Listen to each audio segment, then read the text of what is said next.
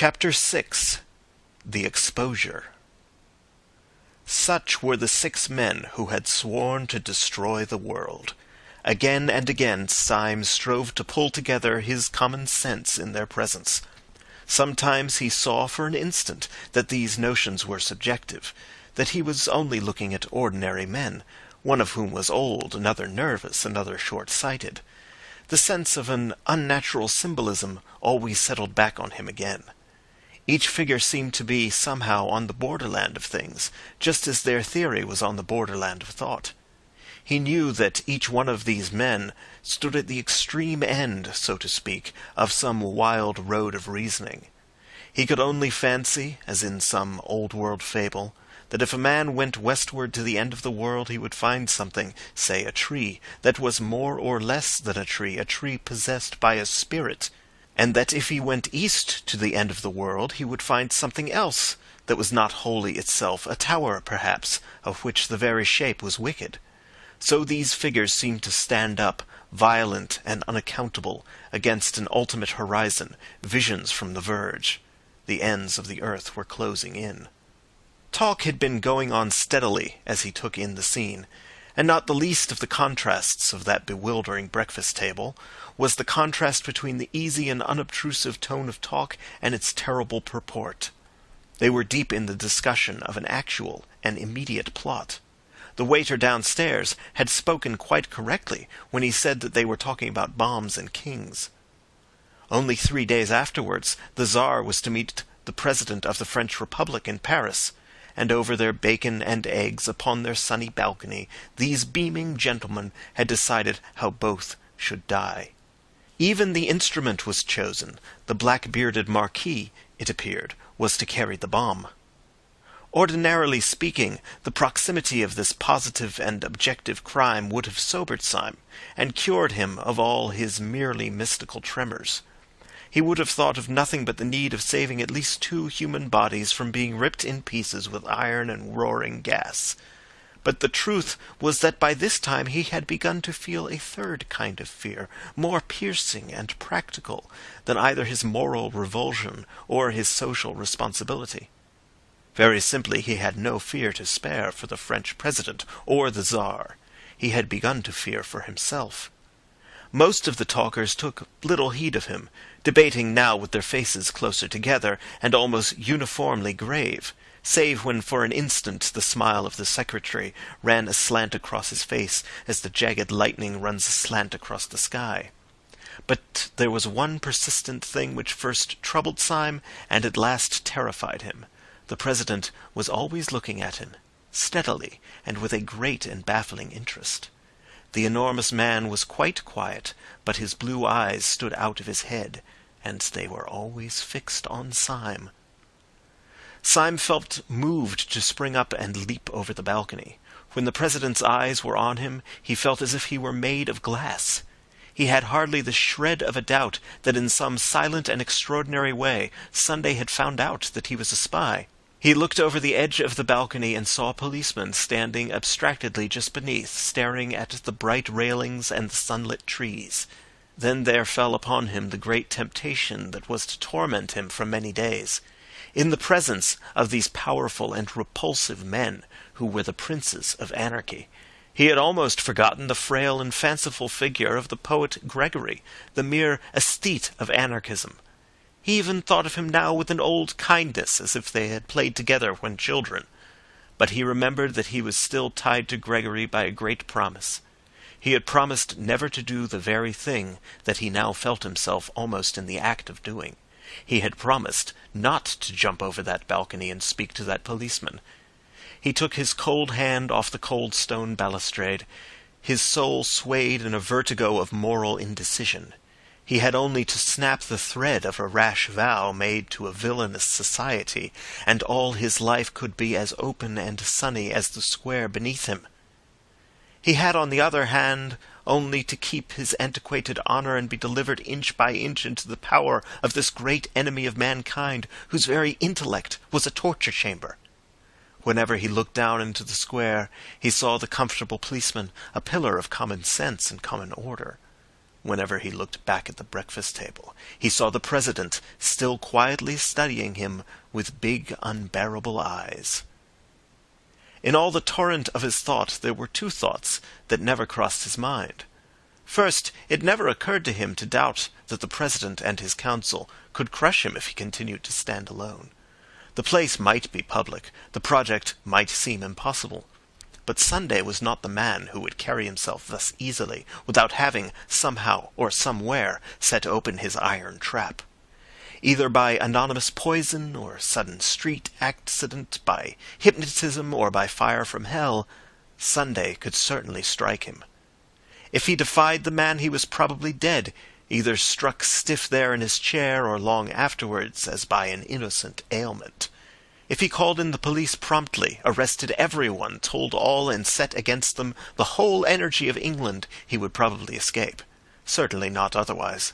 They were a balcony full of gentlemen overlooking a bright and busy square, but he felt no more safe with them than if they had been a boatful of armed pirates overlooking an empty sea. There was a second thought that never came to him. It never occurred to him to be spiritually won over to the enemy. Many moderns, inured to a weak worship of intellect and force, might have wavered in their allegiance under this oppression of a great personality. They might have called Sunday the Superman.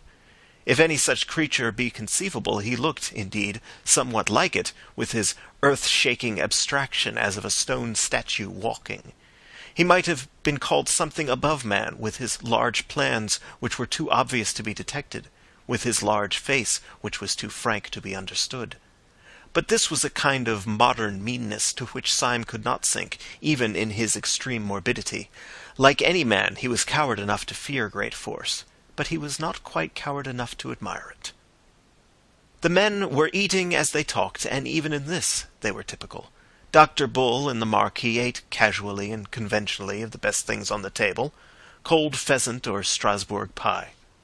But the secretary was a vegetarian, and he spoke earnestly of the projected murder over half a raw tomato and 3/4 of a glass of tepid water. The old professor had such slops as suggested a sickening second childhood. And even in this President Sunday preserved his curious predominance of mere mass, for he ate like 20 men. He ate incredibly, with a frightful freshness of appetite, so that it was like watching a sausage factory.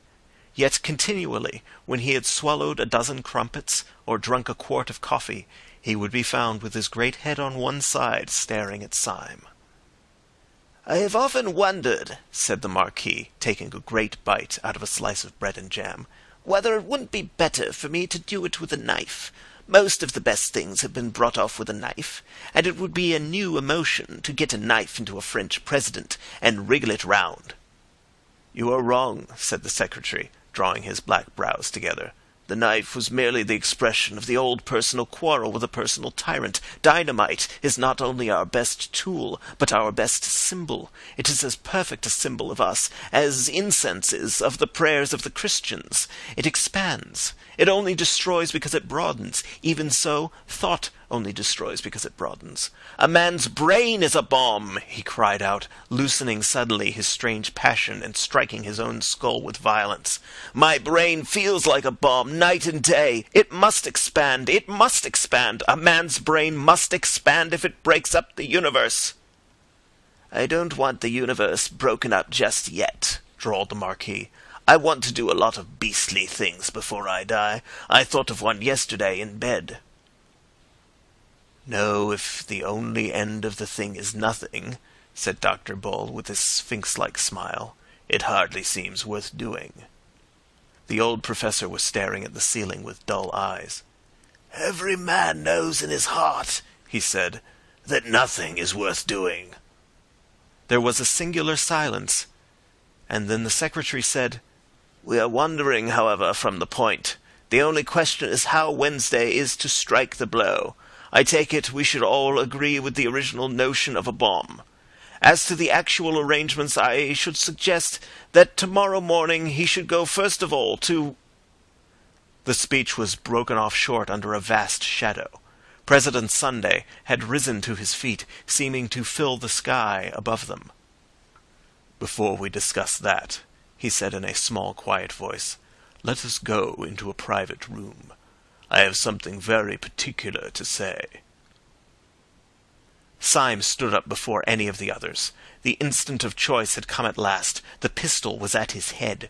On the pavement before he could hear the policeman idly stir and stamp, for the morning, though bright, was cold. A barrel organ in the street suddenly sprang with a jerk into a jovial tune.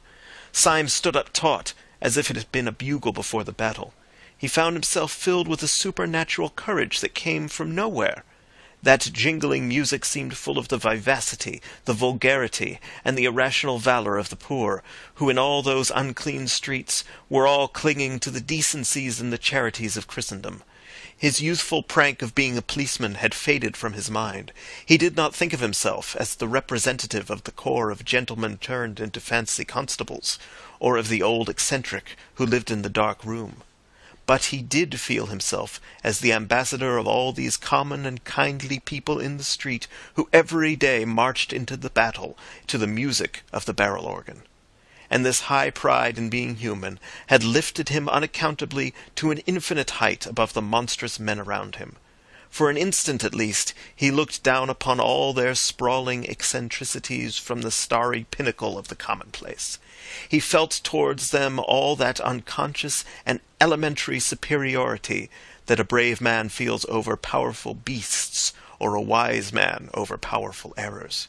He knew that he had neither the intellectual nor the physical strength of President Sunday, but in that moment he minded it no more than the fact that he had not the muscles of a tiger or a horn on his nose like a rhinoceros.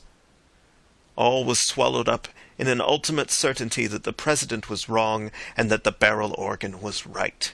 There clanged in his mind that unanswerable and terrible truism in the Song of Roland: "Païens ont peur et chrétiens ont droit," which in the old nasal French has the clang and groan of great iron. This liberation of his spirit from the load of his weakness went with a quite clear decision to embrace death.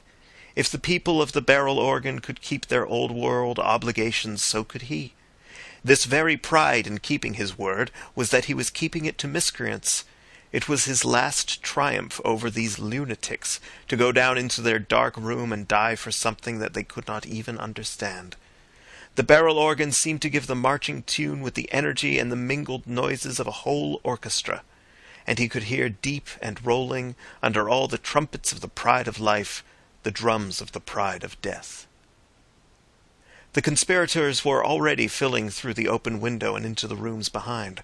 Syme went last, outwardly calm, but with all his brain and body throbbing with romantic rhythm. The President led them down an irregular side stair, such as might be used by servants, and into a dim, cold, empty room, with a table and benches, like an abandoned boardroom. When they were all in, he closed and locked the door. The first to speak was Gogol, the irreconcilable, who seemed bursting with inarticulate grievance. "So, he cried, with an obscure excitement, his heavy Polish accent becoming almost impenetrable. "You say you not hide. You say you show himself. It is on nothings. When you want talk important, you run yourselves in a dark box." The President seemed to take the foreigner's incoherent satire with entire good humour. "You can't get hold of it yet, Gogol," he said in a fatherly way. "When once they have heard us talking nonsense on that balcony, they will not care where we go afterwards. If we had come here first, we should have had the whole staff at the keyhole. You don't seem to know anything about mankind." "I die for them," cried the Pole in thick excitement, "and I slay their oppressors. I care not for these games of concealment. I would smite the tyrant in the open square."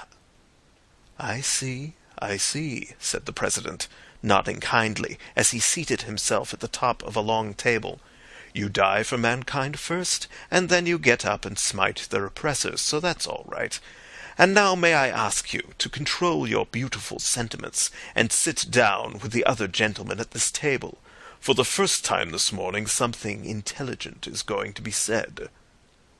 Syme, with the perturbed promptitude he had shown since the original summons, sat down first. Gogol sat down last, grumbling in his brown beard about compromise. No one except Syme seemed to have any notion of the blow that was about to fall. As for him, he had merely the feeling of a man mounting the scaffold with the intention, at any rate, of making a good speech. "Comrades," said the President, suddenly rising, "we have spun out this farce long enough. I have called you down here to tell you so simple and shocking that even the waiters upstairs, long inured to our levities, might hear some new seriousness in my voice. Comrades, we were discussing plans and naming places. I propose, before saying anything else, that those plans and places should not be voted by this meeting, but should be left wholly in the control of some one reliable member. I suggest Comrade Saturday, Dr. Bull." They all stared at him. Then they all started in their seats, for the next words, though not loud, had a living and sensational emphasis. Sunday struck the table. "Not one word more about the plans and places must be said at this meeting. Not one tiny detail more about what we mean to do must be mentioned in this company." Sunday had spent his life in astonishing his followers, but it seemed as if he had never really astonished them until now. They all moved feverishly in their seats, except Syme. He sat stiff in his, with his hand in his pocket and on the handle of his loaded revolver. When the attack on him came, he would sell his life dear. He would find out at least if the President was mortal. Sunday went on smoothly. "You will probably understand that there is only one possible motive for forbidding free speech at this festival of freedom. Strangers overhearing us matters nothing. They assume that we are joking.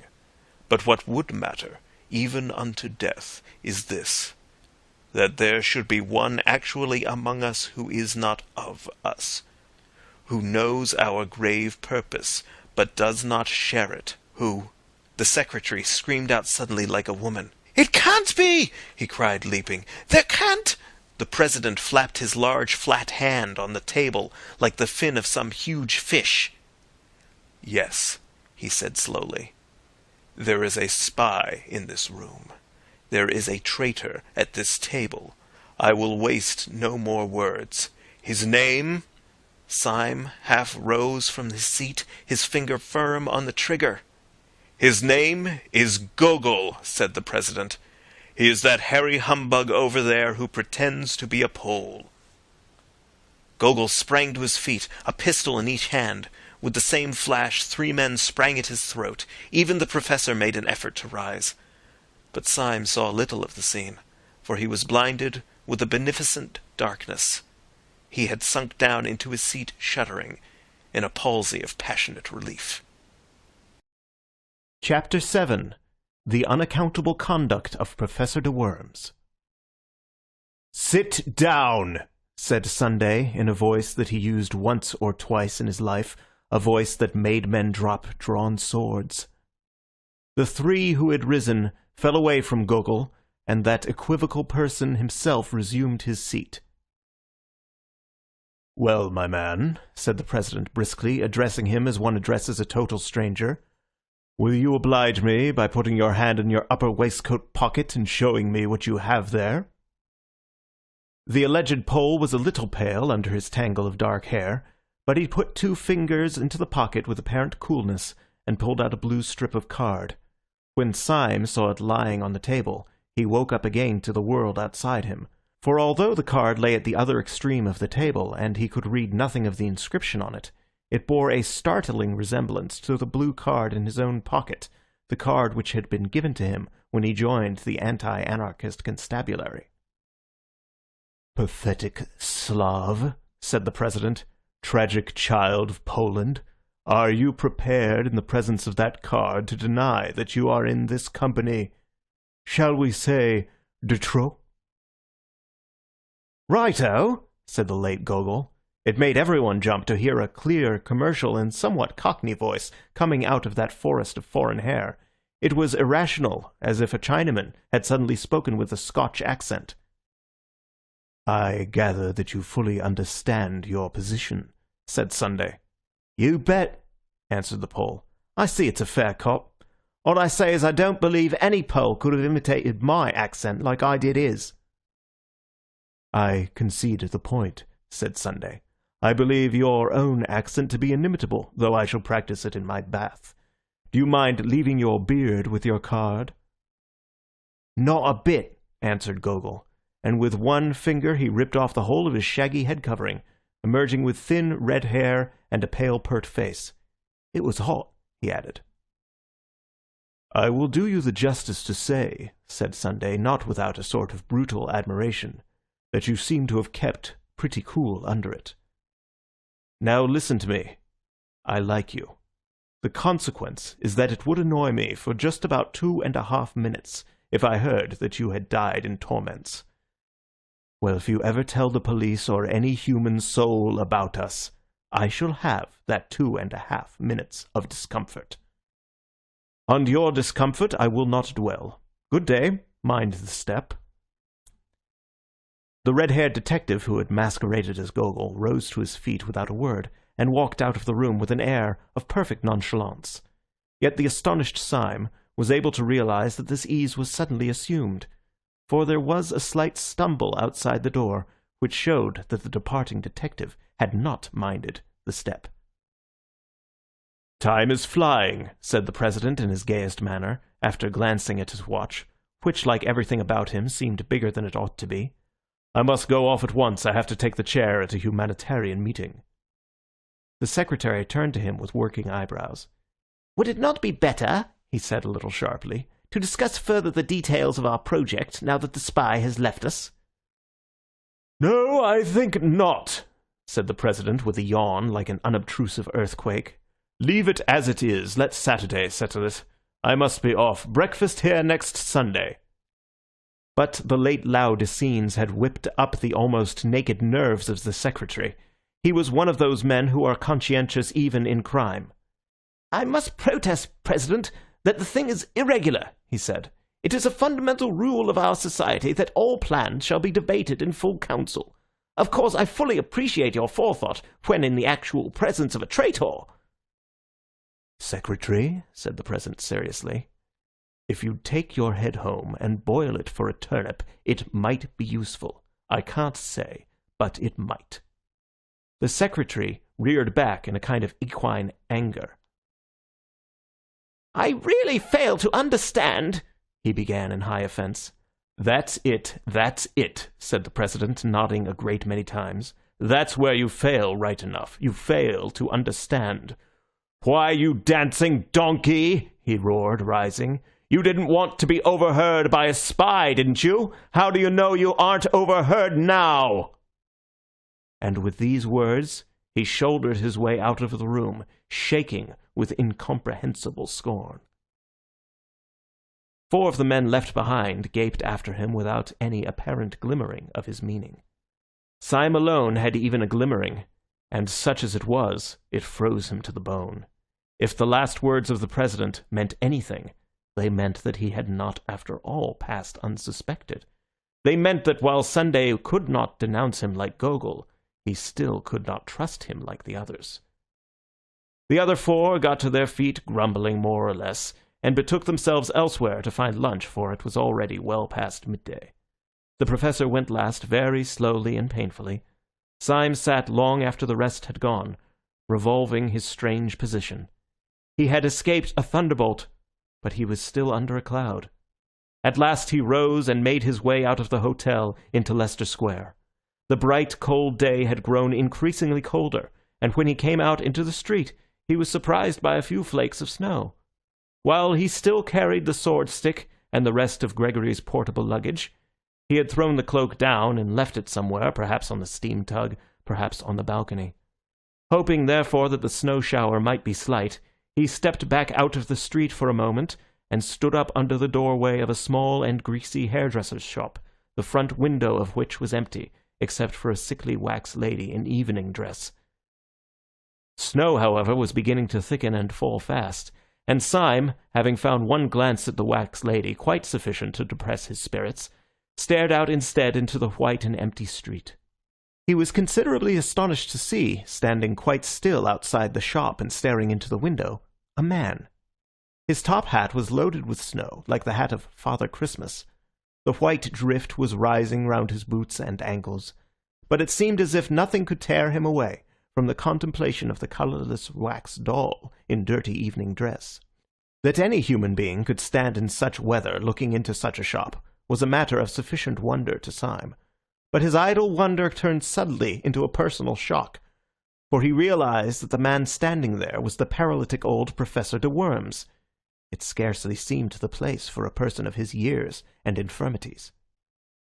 Syme was ready to believe anything about the perversions of this dehumanized brotherhood, but even he could not believe that the professor had fallen in love with that particular wax lady. He could only suppose that the man's malady, whatever it was, involved some momentary fits of rigidity or trance. He was not inclined, however, to feel in this case any very compassionate concern.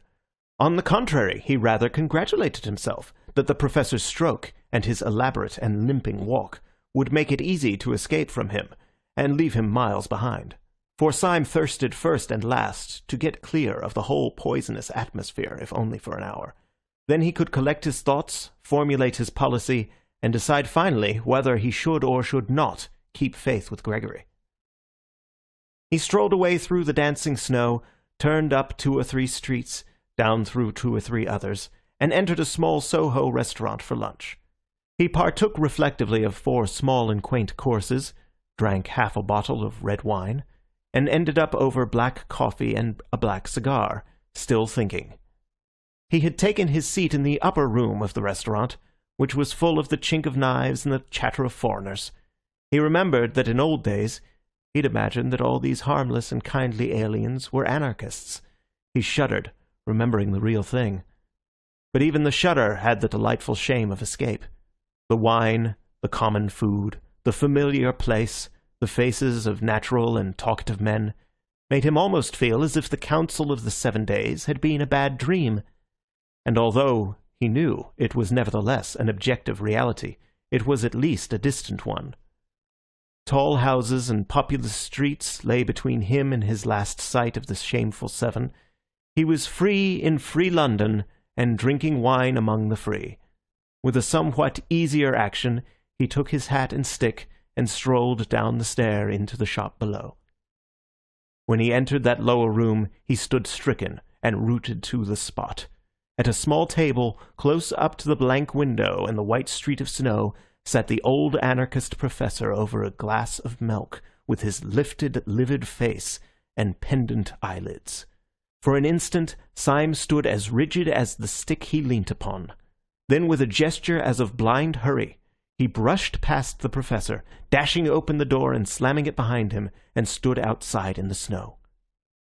"Can that old corpse be following me?" he asked himself, biting his yellow moustache.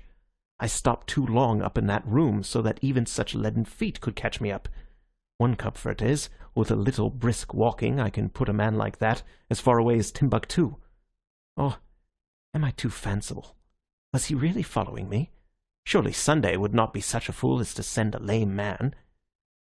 He set off at a smart pace, twisting and whirling his stick in the direction of Covent Garden. As he crossed the great market, the snow increased, growing blinding and bewildering as the afternoon began to darken. The snowflakes tormented him like a swarm of silver bees. Getting into his eyes and beard, they added their unremitting futility to his already irritated nerves. And by the time that he had come at a swinging pace to the beginning of Fleet Street, he lost patience, and finding a Sunday tea shop, turned into it to take shelter. He ordered another cup of black coffee as an excuse.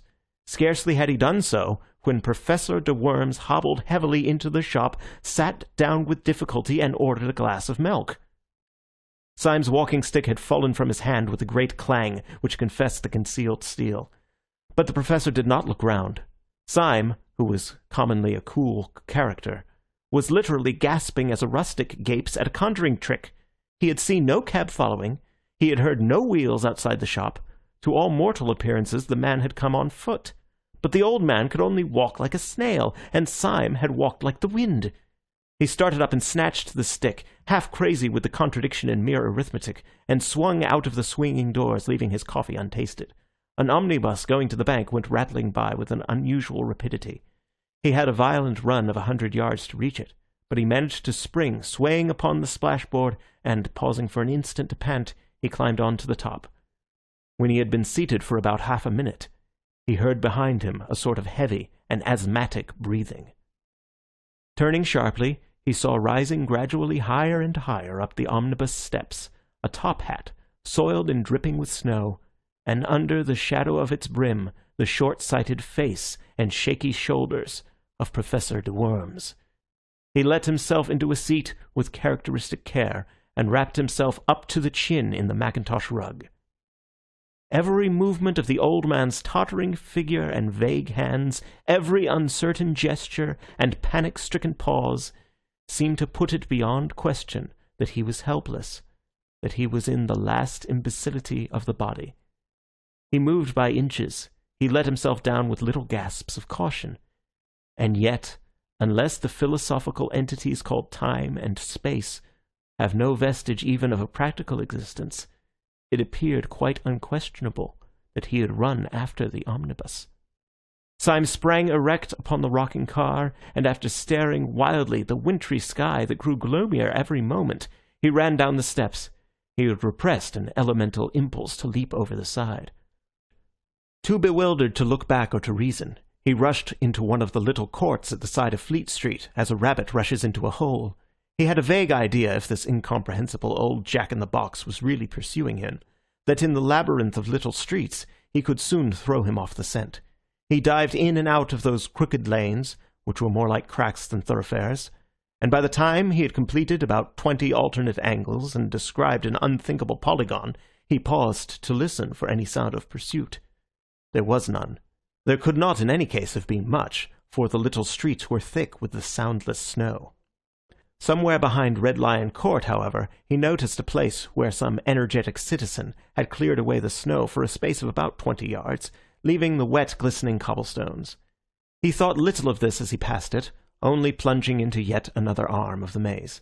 But when a few hundred yards farther on, he stood still again to listen. His heart stood still also, for he heard from that space of rugged stones the clinking crutch and labouring feet of the infernal cripple. The sky above was loaded with the clouds of snow, leaving London in a darkness and oppression premature for that hour of the evening. On each side of Syme the walls of the alley were blind and featureless. There was no little window or any kind of eave. He felt a new impulse to break out of this hive of houses, and to get once more into the open and lamplit street. Yet he rambled and dodged for a long time before he struck the main thoroughfare. When he did so, he struck it much farther up than he had fancied. He came out into what seemed the vast and void of Ludgate Circus, and saw St. Paul's Cathedral sitting in the sky. At first he was startled to find these great roads so empty, as if a pestilence had swept through the city. Then he told himself that some degree of emptiness was natural, first because the snowstorm was even dangerously deep, and secondly because it was Sunday. And at the very word Sunday he bit his lip. The word was henceforth for hire like some indecent pun. Under the white fog of snow high up in the heaven, the whole atmosphere of the city was turned to a very queer kind of green twilight, as of men under the sea. The sealed and sullen sunset behind the dark dome of St. Paul's had in it smoky and sinister colours, colours of sickly green, dead red or decaying bronze, that were just bright enough to emphasize the solid whiteness of the snow. But right up against those dreary colours rose the black bulk of the cathedral, and upon the top of the cathedral was a random splash and great stain of snow, still clinging as to an alpine peak. It had fallen accidentally, but just so fallen as to half drape the dome from its very topmost point, and to pick out in perfect silver the great orb and the cross. When Syme saw it, he suddenly straightened himself, and made with his sword-stick an involuntary salute. He knew that that evil figure, his shadow, was creeping quickly or slowly behind him, and he did not care. It seemed a symbol of human faith and valor that while the skies were darkening, that high place of the earth was bright. The devils might have captured heaven, but they had not yet captured the cross. He had a new impulse to tear out the secret of this dancing, jumping, and pursuing paralytic. And at the entrance of the court, as it opened upon the circus, he turned, stick in hand, to face his pursuer. Professor de Worms came slowly round the corner of the irregular alley behind him, his unnatural form outlined against a lonely gas lamp, irresistibly recalling that very imaginative figure in the nursery rhymes, the crooked man who went a crooked mile. He really looked as if he had been twisted out of shape by the tortuous streets he had been threading. He came nearer and nearer, the lamplight shining on his lifted spectacles, his lifted patient face. Syme waited for him as St. George waited for the dragon, as a man waits for a final explanation or for death. And the old professor came right up to him and passed him like a total stranger, without even a blink of his mournful eyelids. There was something in this silent and unexpected innocence that left Syme in a final fury. The man's colourless face and manner seemed to assert that the whole following had been an accident. Syme was galvanized with an energy that was something between bitterness and a burst of boyish derision. He made a wild gesture, as if to knock the old man's hat off, called out something like, "Catch me if you can!" and went racing away across the white, open circus. Concealment was impossible now, and looking back over his shoulder, he could see the black figure of the old gentleman coming after him with long, swinging strides, like a man winning a mile race. But the head upon that bounding body was still pale, grave, and professional, like the head of a lecturer upon the body of a harlequin. This outrageous chase sped across Ludgate Circus, up Ludgate Hill, round St. Paul's Cathedral, along Cheapside, Syme remembering all the nightmares he had ever known. Then Syme broke away towards the river and ended almost down by the docks. He saw the yellow panes of a low, lighted public house, flung himself into it, and ordered beer. It was a foul tavern, sprinkled with foreign sailors, a place where opium might be smoked, or knives drawn. A moment later, Professor de Worms entered the place, sat down carefully, and asked for a glass of milk. Chapter 8. The Professor Explains. When Gabriel Syme found himself finally established in a chair, and opposite to him, fixed and final also, the lifted eyebrows and leaden eyelids of the professor, his fears fully returned. This incomprehensible man from the fierce council, after all, had certainly pursued him. If the man had one character as a paralytic and another character as a pursuer, the antithesis might make him more interesting, but scarcely more soothing. It would be a very small comfort that he could not find the professor out, if by some serious accident the professor should find him out. He emptied a whole pewter pot of ale before the professor had touched his milk. One possibility, however, kept him hopeful and yet helpless. It was just possible that this escapade signified something other than even a slight suspicion of him. Perhaps it was some regular form or sign. Perhaps the foolish scamper was some sort of friendly signal that he ought to have understood. Perhaps it was a ritual. Perhaps the new Thursday was always chased along Cheapside, as the new Lord Mayor is always escorted along it. He was just selecting a tentative inquiry when the old professor opposite suddenly and simply cut him short. Before Syme could ask the first diplomatic question, the old anarchist had asked suddenly, without any sort of preparation, "Are you a policeman?" Whatever else Syme had expected, he had never expected anything so brutal and actual as this. Even his great presence of mind could only manage a reply with an air of rather blundering jocularity. "A policeman," he said, laughing vaguely. "Whatever made you think of a policeman in connection with me?"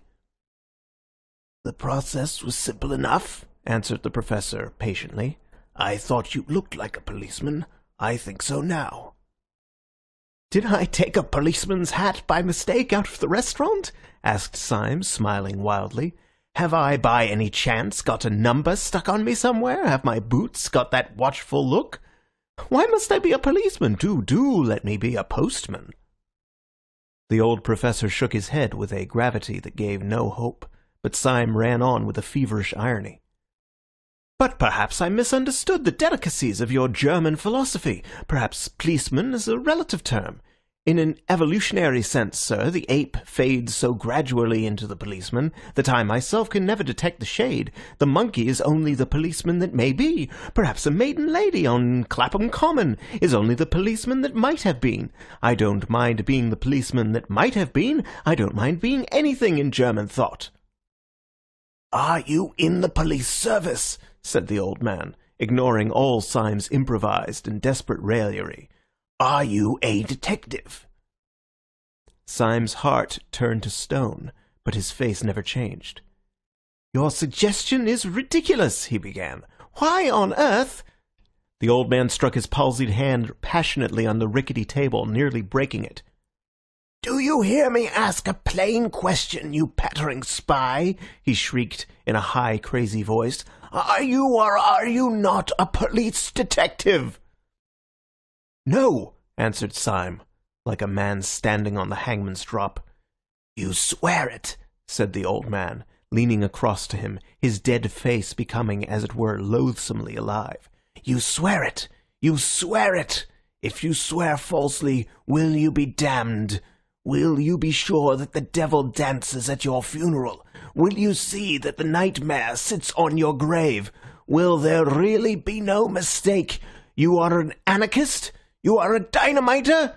Above all, you are not in any sense a detective. You are not in the British police." He leant his angular elbow far across the table and put up his large loose hand like a flap to his ear. "I am not in the British police," said Syme with insane calm. Professor de Worms fell back in his chair with a curious air of kindly collapse. "That's a pity," he said, "because I am." Syme sprang up straight, sending back the bench behind him with a crash. "Because you're what?" he said thickly. "You are what?" "I'm a policeman," said the professor with his first broad smile, and beaming through his spectacles. "But as you think policeman only a relative term, of course I have nothing to do with you. I am in the British police force, but as you tell me you are not in the British police force, I can only say that I met you in a dynamiters club. I suppose I ought to arrest you." And with these words he laid on the table before Syme an exact facsimile of the blue card which Syme had in his own waistcoat pocket, the symbol of his power from the police. Syme had for a flash the sensation that the cosmos had turned exactly upside down, that all trees were growing downwards and that all stars were under his feet. Then came slowly the opposite conviction. For the last 24 hours the cosmos had really been upside down, but now the capsized universe had come right side up again. This devil from whom he had been fleeing all day was only an elder brother of his own house, who on the other side of the table lay back and laughed at him. He did not for the moment ask any questions of detail. He only knew the happy and silly fact that this shadow, which had pursued him with an intolerable oppression of peril, was only the shadow of a friend trying to catch him up. He knew simultaneously that he was a fool and a free man. For with any recovery from morbidity, there must go a certain healthy humiliation. There comes a certain point in such conditions when only three things are possible. First, a perpetuation of satanic pride, secondly, tears, and third, laughter. Syme's egotism held hard to the first course for a few seconds, and then suddenly adopted the third. Taking his own blue police ticket from his own waistcoat pocket, he tossed it onto the table. Then he flung his head back until his spike of yellow beard almost pointed at the ceiling, and shouted with a barbaric laughter. Even in that close den, perpetually filled with the din of knives, plates, cans, clamorous voices, sudden struggles and stampedes, there was something Homeric in Syme's mirth, which made many half-drunken men look round. "What you laughing at, governor?" asked one wondering labourer from the docks. "At myself," answered Syme, and went off again into the agony of his ecstatic reaction. "Pull yourself together," said the professor, "or you'll get hysterical. Have some more beer, I'll join you." "You haven't drunk your milk," said Syme. "My milk!" said the other, in tones of withering and unfathomable contempt. "My milk! Do you think I'd look at the beastly stuff when I'm out of sight of the bloody anarchists? We're all Christians in this room, though perhaps," he added, glancing around at the reeling crowd, "not strict ones. Finish my milk? Great blazes! Yes, I'll finish it right enough." And he knocked the tumbler off the table, making a crash of glass and a splash of silver fluid. Syme was staring at him with a happy curiosity. "I understand now," he cried. "Of course, you're not an old man at all." "I can't take my face off here," replied Professor de Worms. "It's rather an elaborate make-up. As to whether I'm an old man, that's not for me to say. I was 38 last birthday." "Yes, but I mean," said Syme impatiently, "there's nothing the matter with you." "Yes," answered the other dispassionately, "I am subject to colds." Syme's laughter at all this had about it a wild weakness of relief. He laughed at the idea of the paralytic professor being really a young actor dressed up as if for the footlights, but he felt that he would have laughed as loudly if a pepper pot had fallen over. The false professor drank and wiped his false beard. "Did you know," he asked, "that man Gogol was one of us?" "I? No, I didn't know it," answered Syme in some surprise. "But didn't you?" "I knew no more than the dead," replied the man who called himself de Worms. "I thought the president was talking about me, and I rattled in my boots." "And I thought he was talking about me," said Syme with his rather reckless laughter. "I had my hand on my revolver all the time." "So had I," said the professor grimly. "So had Gogol, evidently." Syme struck the table with an exclamation. "Why, there were 3 of us there!" he cried. 3 out of 7 is a fighting number. If we had only known that we were 3. The face of Professor de Worms darkened, and he did not look up. "We were 3, he said. "If we had been 300, we could still have done nothing." "Not if we were 300 against 4? asked Syme, jeering rather boisterously. "No," said the professor with sobriety. "Not if we were 300 against Sunday." And the mere name struck Syme cold and serious. His laughter had died in his heart before it could die on his lips. The face of the unforgettable president sprang into his mind as startling as a colored photograph, and he remarked this difference between Sunday and all his satellites, that their faces, however fierce or sinister, became gradually blurred by memory like other human faces, whereas Sunday's seemed almost to grow more actual during absence, as if a man's painted portrait should slowly come alive. They were both silent for a measure of moments, and then Syme's speech came with a rush, like the sudden foaming of champagne. "Professor," he cried, "it is intolerable. Are you afraid of this man?"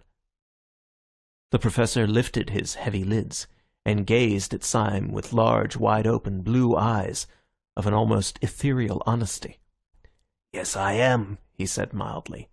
"So are you." Syme was dumb for an instant.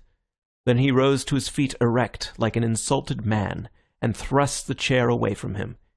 "Yes," he said in a voice indescribable, "you are right. I am afraid of him. Therefore I swear by God that I will seek out this man who I fear until I find him and strike him on the mouth. If heaven were his throne and the earth his footstool, I swear that I would pull him down." "How?" asked the staring professor. "Why?" "Because I am afraid of him," said Syme, "and no man should leave in the universe anything of which he is afraid." De Worms blinked at him with a sort of blind wonder. He made an effort to speak, but Syme went on in a low voice, but with an undercurrent of inhuman exultation. "Who would condescend to strike down the mere things that he does not fear? Who would debase himself to be merely brave, like any common prize fighter? Who would stoop to be fearless, like a tree? Fight the thing that you fear. You remember the old tale of the English clergyman who gave the last rites to the brigand of Sicily, and how on his deathbed the great robber said, 'I can give you no money, but I can give you advice for a lifetime. Your thumb on the blade and strike upwards.' So I say to you, strike upwards if you strike at the stars." The other looked at the ceiling, one of the tricks of his pose. "Sunday is a fixed star," he said. "You shall see him a falling star," said Syme, and put on his hat. The decision of his gesture drew the professor vaguely to his feet. "Have you any idea," he asked, with a sort of benevolent bewilderment, "exactly where you are going?" "Yes," replied Syme shortly. "I am going to prevent this bomb being thrown in Paris." "Have you any conception how?" inquired the other. "No," said Syme with equal decision. "You remember, of course," resumed the soi-disant de Worms, pulling his beard and looking out of the window, "that when we broke up rather hurriedly, the whole arrangements for the atrocity were left in the private hands of the Marquis and Dr. Bull. The Marquis is by this time probably crossing the Channel, but where he will go and what he will do, it is doubtful whether even the President knows. Certainly we don't know. The only man who does know is Dr. Bull." "Confound it!" cried Syme, "and we don't know where he is." "Yes," said the other, in his curious, absent-minded way.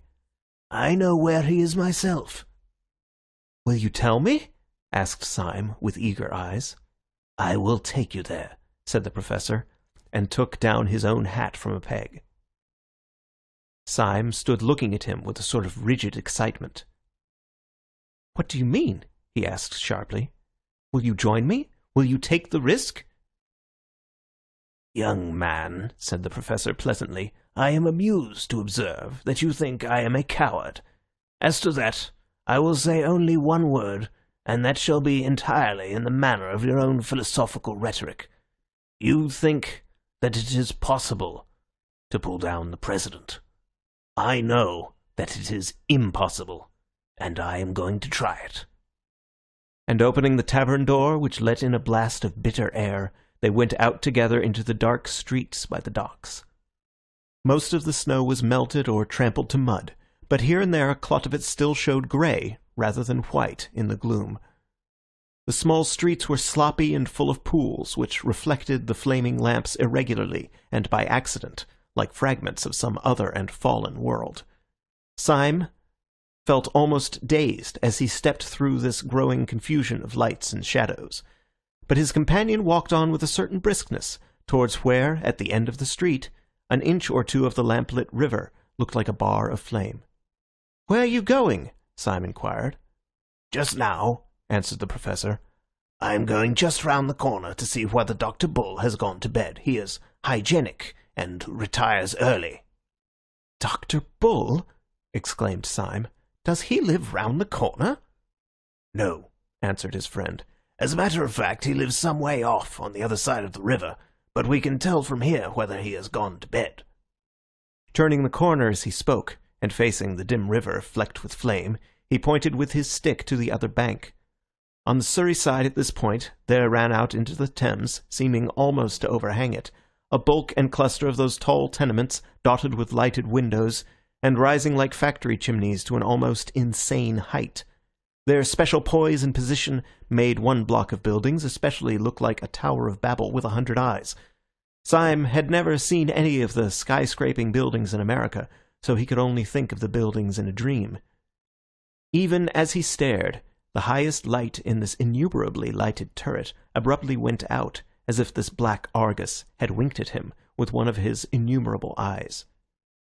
Professor de Worms swung round on his heel and struck his stick against his boot. "We are too late," he said. "The hygienic doctor has gone to bed." "What do you mean?" asked Syme. "Does he live over there, then?" "Yes," said de Worms, "behind that particular window which you can't see. Come along and get some dinner. We must call on him tomorrow morning." Without further parley, he led the way through several byways until they came out into the flare and clamour of the East India Dock Road. The professor, who seemed to know his way about the neighbourhood, proceeded to a place where the line of lighted shops fell back into a sort of abrupt twilight and quiet, in which an old white inn, all out of repair, stood back some 20 feet from the road. "You can find good English inns left by accident everywhere, like fossils," explained the professor. I once found a decent place in the West End."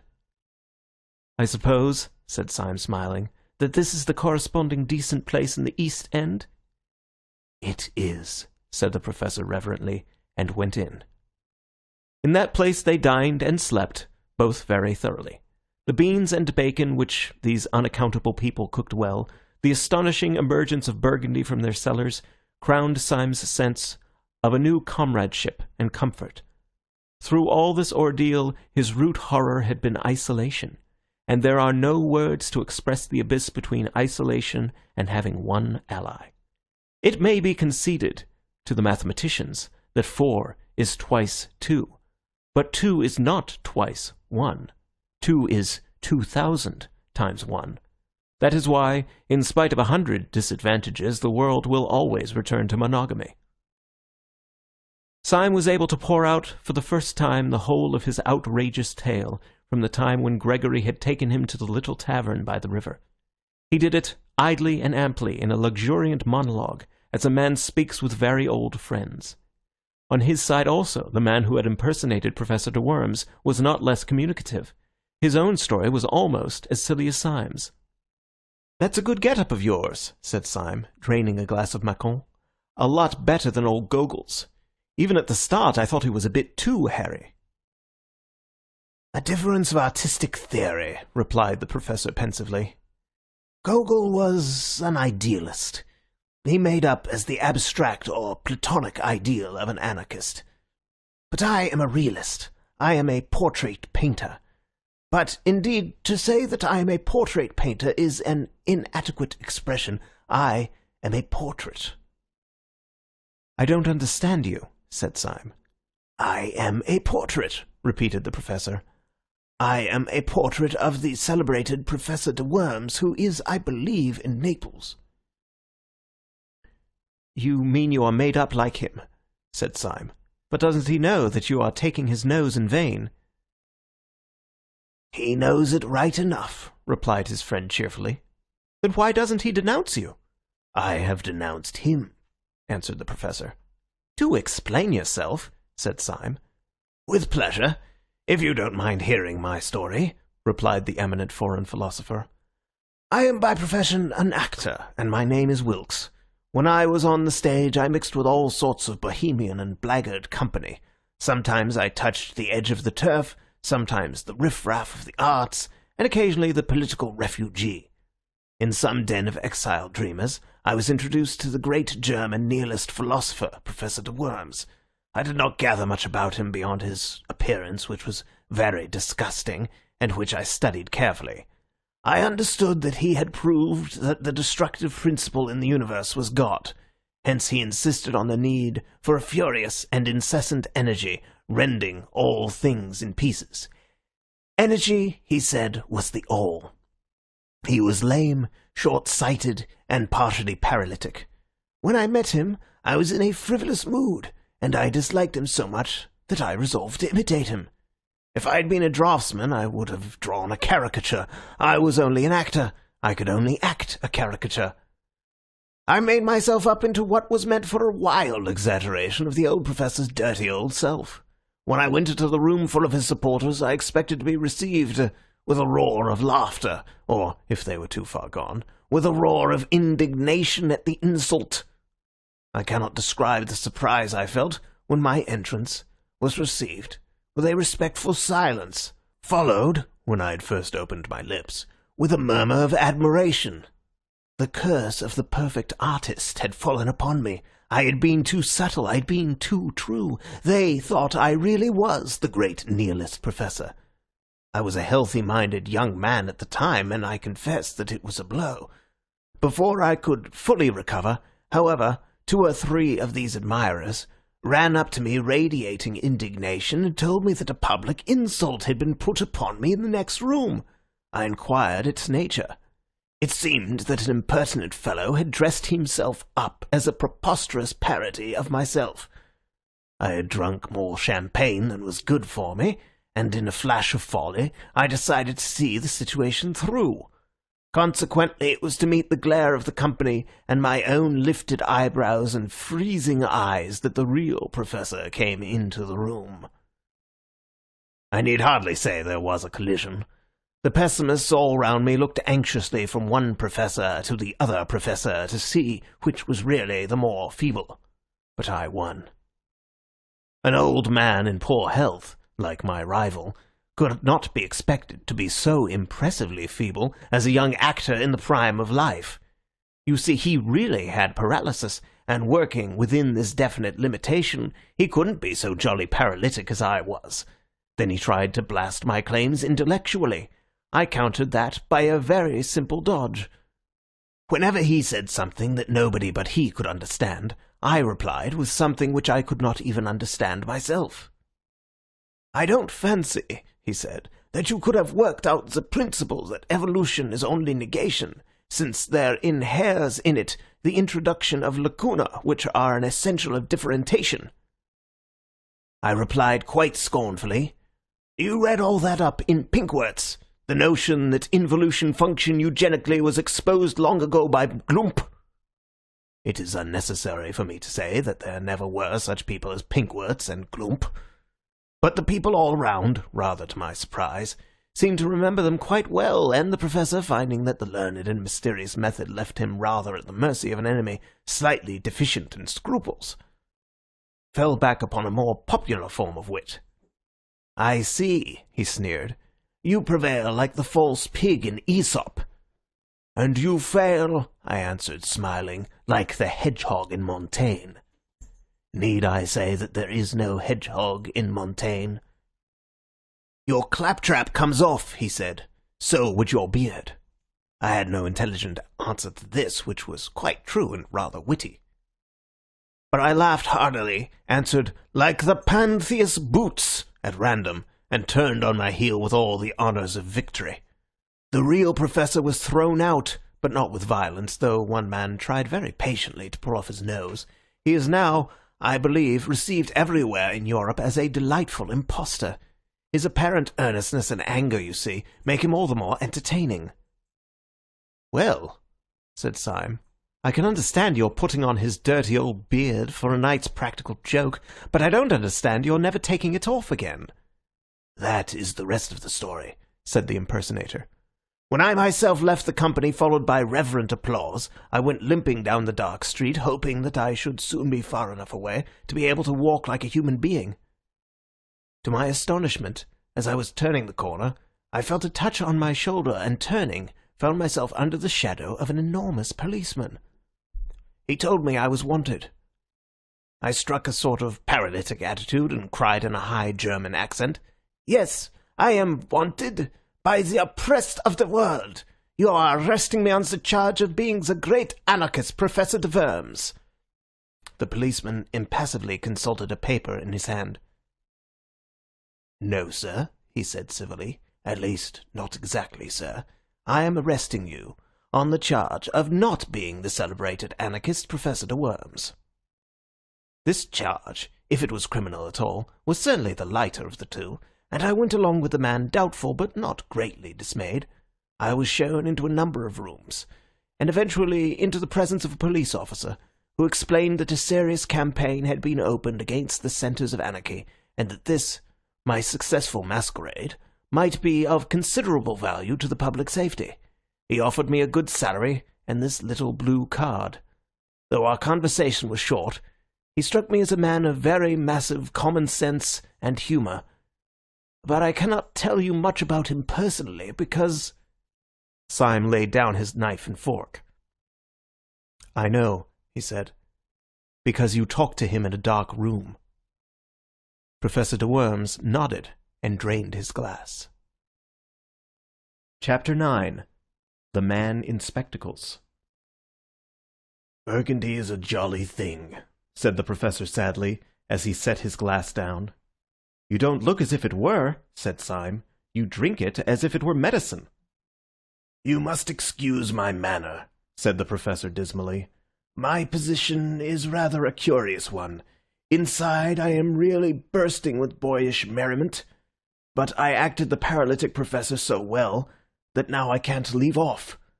So that when I am among friends and have no need at all to disguise myself, I still can't help speaking slow and wrinkling my forehead, just as if it were my forehead. I can be quite happy, you understand, but only in a paralytic sort of way. The most buoyant exclamations leap up in my heart, but they come out of my mouth quite different. You should hear me say, 'Buck up, old cock.' It would bring tears to your eyes." "It does," said Syme, "but I cannot help thinking that apart from all that, you are really a bit worried." The professor stared a little and looked at him steadily. "You are a very clever fellow," he said. "It is a pleasure to work with you. Yes, I have rather a heavy cloud in my head. There is a great problem to face." And he sank his bald brow in his two hands. Then he said in a low voice, "Can you play the piano?" "Yes," said Syme in simple wonder. "I'm supposed to have a good touch." Then, as the other did not speak, he added, "I trust the great cloud is lifted." After a long silence, the professor said out of the cavernous shadow of his hands, "It would have done just as well if you could work a typewriter." "Thank you," said Syme. "You flatter me." "Listen to me," said the other, "and remember whom we have to see tomorrow. You and I are going tomorrow to attempt something which is very much more dangerous than trying to steal the crown jewels out of the tower. We are trying to steal a secret from a very sharp, very strong, and very wicked man. I believe there is no man, except the President, of course, who is so seriously startling and formidable as that little grinning fellow in goggles. He has not perhaps the white-hot enthusiasm unto death, the mad martyrdom for anarchy, which marks the secretary. But then that very fanaticism in the secretary has a human pathos, and is almost a redeeming trait. But the little doctor has a brutal sanity that is more shocking than the secretary's disease. Don't you notice his detestable virility and vitality? He bounces like an india-rubber ball. Depend on it, Sunday was not asleep. I wonder if he ever sleeps. When he locked up all the plans of this outrage in the round black head of Dr. Bull. "And you think," said Syme, "that this unique monster will be soothed if I play the piano to him?" "Don't be an ass," said his mentor. "I mentioned the piano because it gives one quick and independent fingers. Syme, if we are to go through this interview and come out sane or alive, we must have some code of signals between us that this brute will not see. I have made a rough alphabetical cipher corresponding to the 5 fingers, like this, see?" And he rippled with his fingers on the wooden table. "B-A-D, bad, a word we may frequently require." Syme poured himself out another glass of wine, and began to study the scheme. He was abnormally quick with his brains at puzzles, and with his hands at conjuring, and it did not take him long to learn how he might convey simple messages by what would seem to be idle taps upon a table or knee. But wine and companionship had always the effect of inspiring him to a farcical ingenuity, and the professor soon found himself struggling with the too vast energy of the new language as it passed through the heated brain of Syme. "We must have several word signs," said Syme seriously. "Words that we are likely to want, fine shades of meaning. My favorite word is coeval. What's yours?" "Do stop playing the goat," said the professor plaintively. "You don't know how serious this is." "Lush, too," said Syme, shaking his head sagaciously. "We must have lush. Word applied to grass, don't you know?" "Do you imagine," asked the professor furiously, "that we are going to talk to Dr. Bull about grass?" "There are several ways in which the subject could be approached," said Syme reflectively, "and the word introduced without appearing forced. We might say, 'Dr. Bull, as a revolutionist, you remember that a tyrant once advised us to eat grass, and indeed many of us, looking on the fresh, lush grass of summer—'" "Do you understand," said the other, "that this is a tragedy?" "Perfectly," replied Syme. "Always be comic in a tragedy. What the deuce else can you do?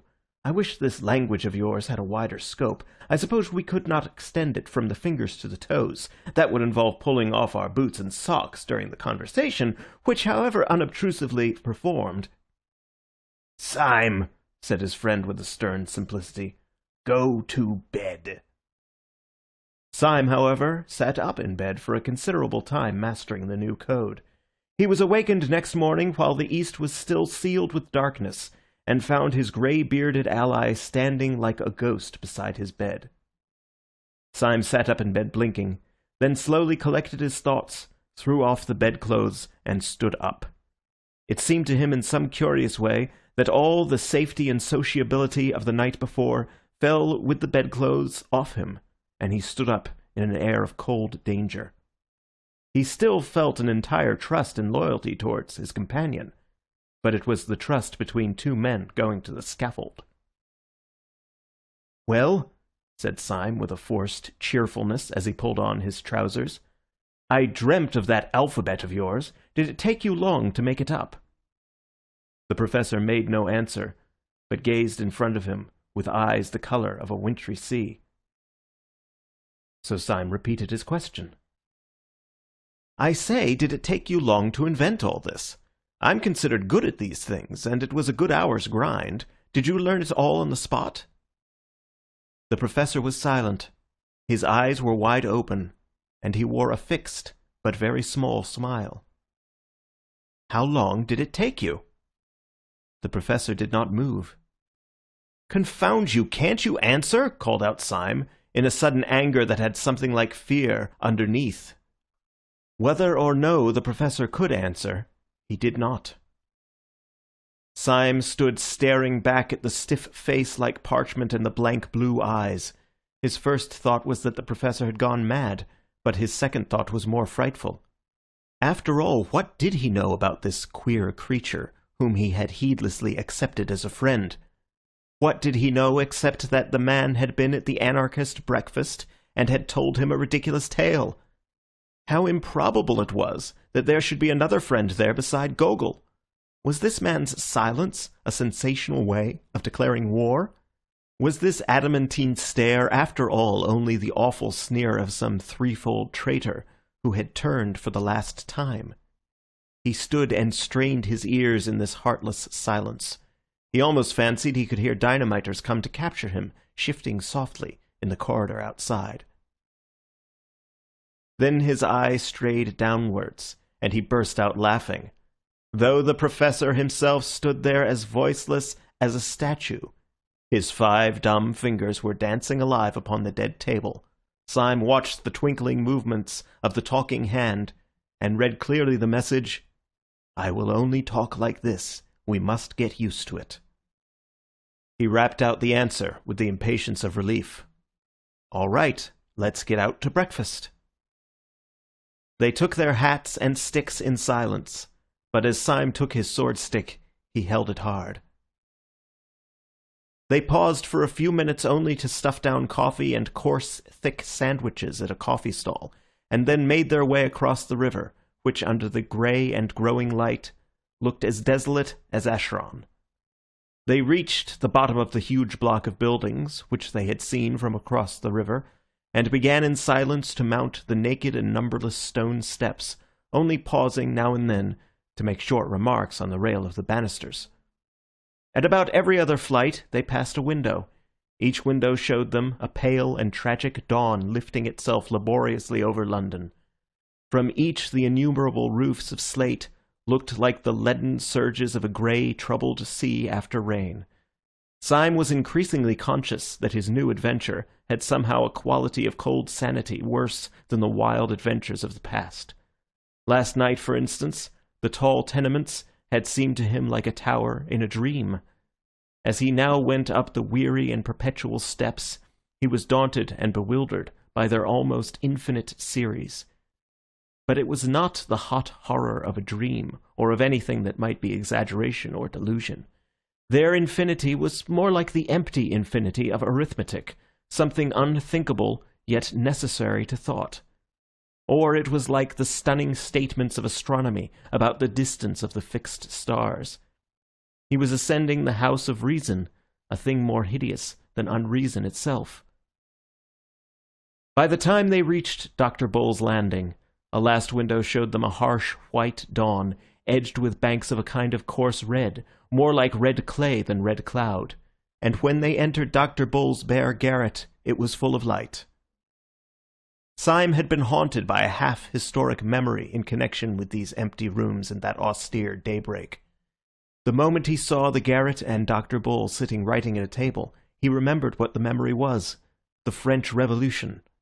There should have been the black outline of a guillotine against that heavy red and white of the morning.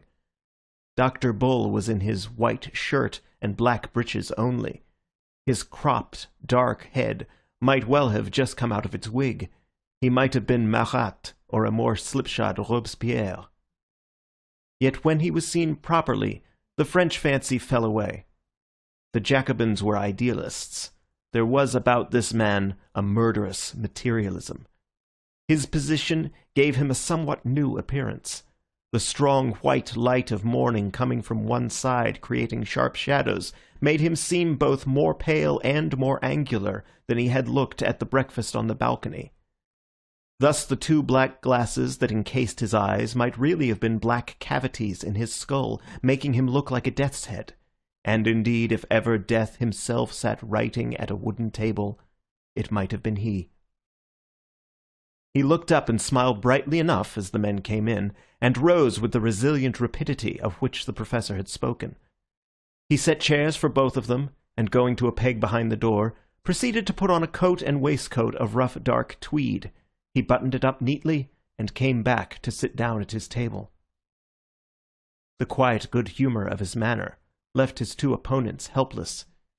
It was with some momentary difficulty that the professor broke silence and began, "I'm sorry to disturb you so early, comrade," said he, with a careful resumption of the slow de Worm's manner. "You have no doubt made all the arrangements for the Paris affair?" Then he added with infinite slowness, "We have information which renders intolerable anything in the nature of a moment's delay." Dr. Bull smiled again, but continued to gaze on them without speaking. The professor resumed, a pause before each weary word. "Please do not think me excessively abrupt, but I advise you to alter those plans, or, if it is too late for that, to follow your agent with all the support you can get for him. Comrade Syme and I have had an experience which it would take more time to recount than we can afford if we are to act on it. I will, however, relate the occurrence in detail, even at the risk of losing time, if you really feel that it is essential to the understanding of the problem we have to discuss." He was spinning out his sentences, making them intolerably long and lingering, in the hope of maddening the practical little doctor into an explosion of impatience which might show his hand. But the little doctor continued only to stare and smile, and the monologue was uphill work. Syme began to feel a new sickness and despair. The doctor's smile and silence were not at all like the cataleptic stare and horrible silence which he had confronted in the professor half an hour before. About the professor's make-up and all his antics, there was always something merely grotesque, like a gollywog. Syme remembered those wild woes of yesterday as one remembers being afraid of bogey in childhood. But here was daylight. Here was a healthy, square-shouldered man in tweeds, not awed save for the accident of his ugly spectacles, not glaring or grinning at all, but smiling steadily and not saying a word. The whole had a sense of unbearable reality. Under the increasing sunlight, the colours of the doctor's complexion, the pattern of his tweeds, grew and expanded outrageously, as such things grow too important in a realistic novel. But his smile was quite slight, the pose of his head polite. The only uncanny thing was his silence. "As I say," resumed the professor, like a man toiling through heavy sand, The incident that has occurred to us and has led us to ask for information about the Marquis is one which you may think it better to have narrated. But as it came in the way of Comrade Syme rather than me—" His words seemed to be dragging out like words in an anthem. But Syme, who was watching, saw his long fingers rattle quickly on the edge of the crazy table. He read the message. "You must go on. This devil has sucked me dry." Syme plunged into the breach with that bravado of improvisation which always came to him when he was alarmed. "Yes, the thing really happened to me," he said hastily. "I had the good fortune to fall into conversation with a detective who took me, thanks to my hat, for a respectable person. Wishing to clinch my reputation for respectability, I took him and made him very drunk at the Savoy. Under this influence he became friendly, and told me in so many words that within a day or two they hope to arrest the Marquis in France. So unless you or I can get on his track—" The doctor was still smiling in the most friendly way, and his protected eyes were still impenetrable. The professor signalled to Syme that he would resume his explanation, and he began again with the same elaborate calm. "Syme immediately brought this information to me, and we came here together to see what use you would be inclined to make of it. It seems to me unquestionably urgent that—" All this time, Syme had been staring at the doctor, almost as steadily as the doctor stared at the professor, but quite without the smile. The nerves of both comrades in arms were near snapping under that strain of motionless amiability, when Syme suddenly leant forward and idly tapped the edge of the table.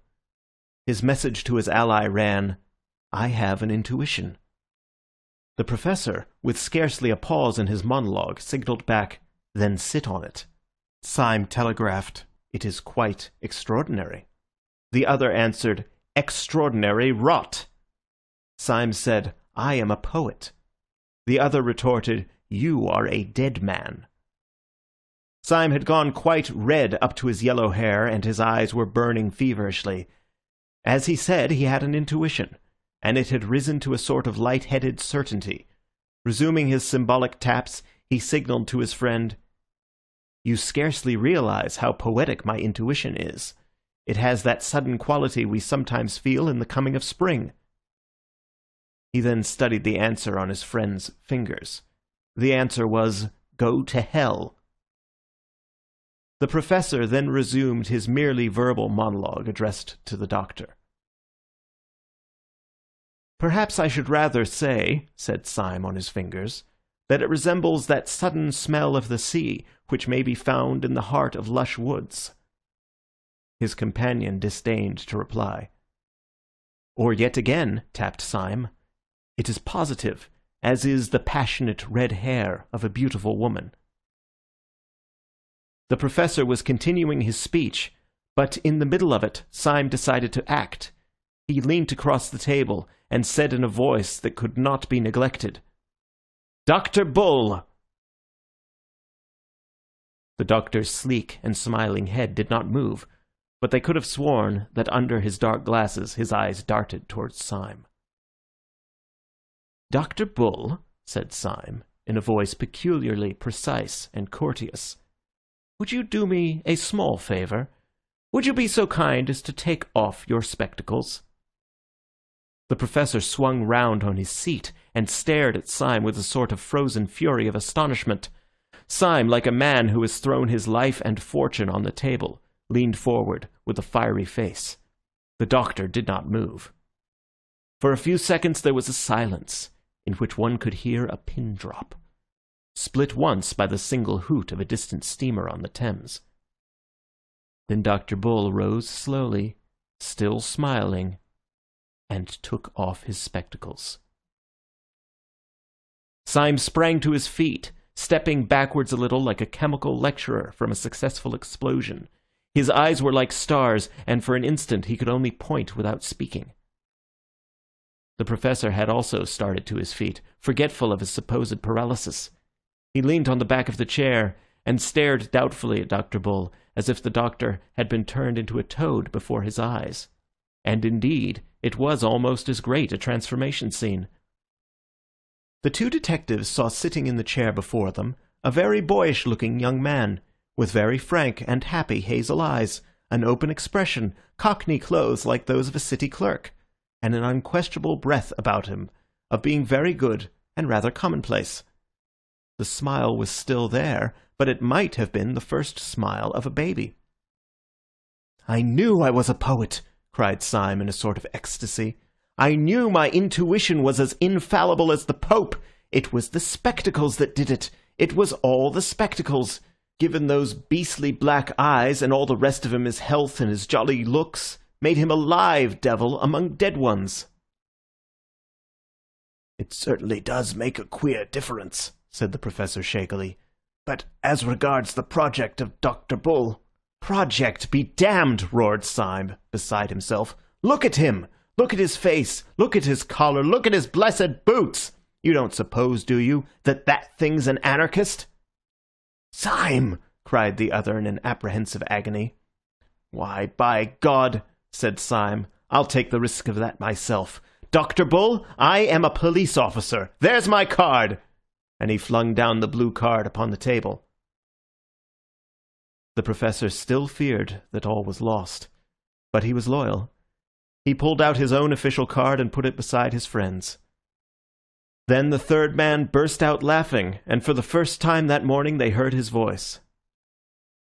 "I'm awfully glad you chaps have come so early," he said, with a sort of schoolboy flippancy, "for we can all start for France together. Yes, I'm in the force right enough." And he flicked a blue card towards them lightly, as a matter of form.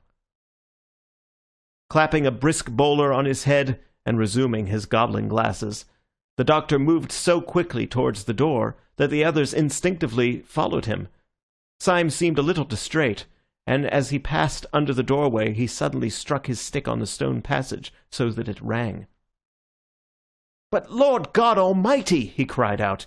"If this is all right, there were more damned detectives than there were damned dynamiters at the damned council!" "We might have fought easily," said Bull. "We were 4 against 3. The Professor was descending the stairs, but his voice came up from below. "No," said the voice. "We were not 4 against 3. We were not so lucky. We were 4 against 1. The others went down the stairs in silence. The young man called Bull, with an innocent courtesy characteristic of him, insisted on going last until they reached the street. But there his own robust rapidity asserted itself unconsciously, and he walked quickly on ahead towards a railway inquiry office, talking to the others over his shoulder. "It is jolly to get some pals," he said. "I've been half dead with the jumps being quite alone. I nearly flung my arms round Gogol and embraced him, which would have been imprudent. I hope you won't despise me for having been in a blue funk." "All the blue devils in blue hell," said Syme, "contributed to my blue funk. But the worst devil was you and your infernal goggles." The young man laughed delightedly. "Wasn't it a rag?" he said. "Such a simple idea. Not my own. I haven't got the brains. You see, I wanted to go into the detective service, especially the anti-dynamite business. But for that purpose, they wanted someone to dress up as a dynamiter, and they all swore by blazes that I could never look like a dynamiter.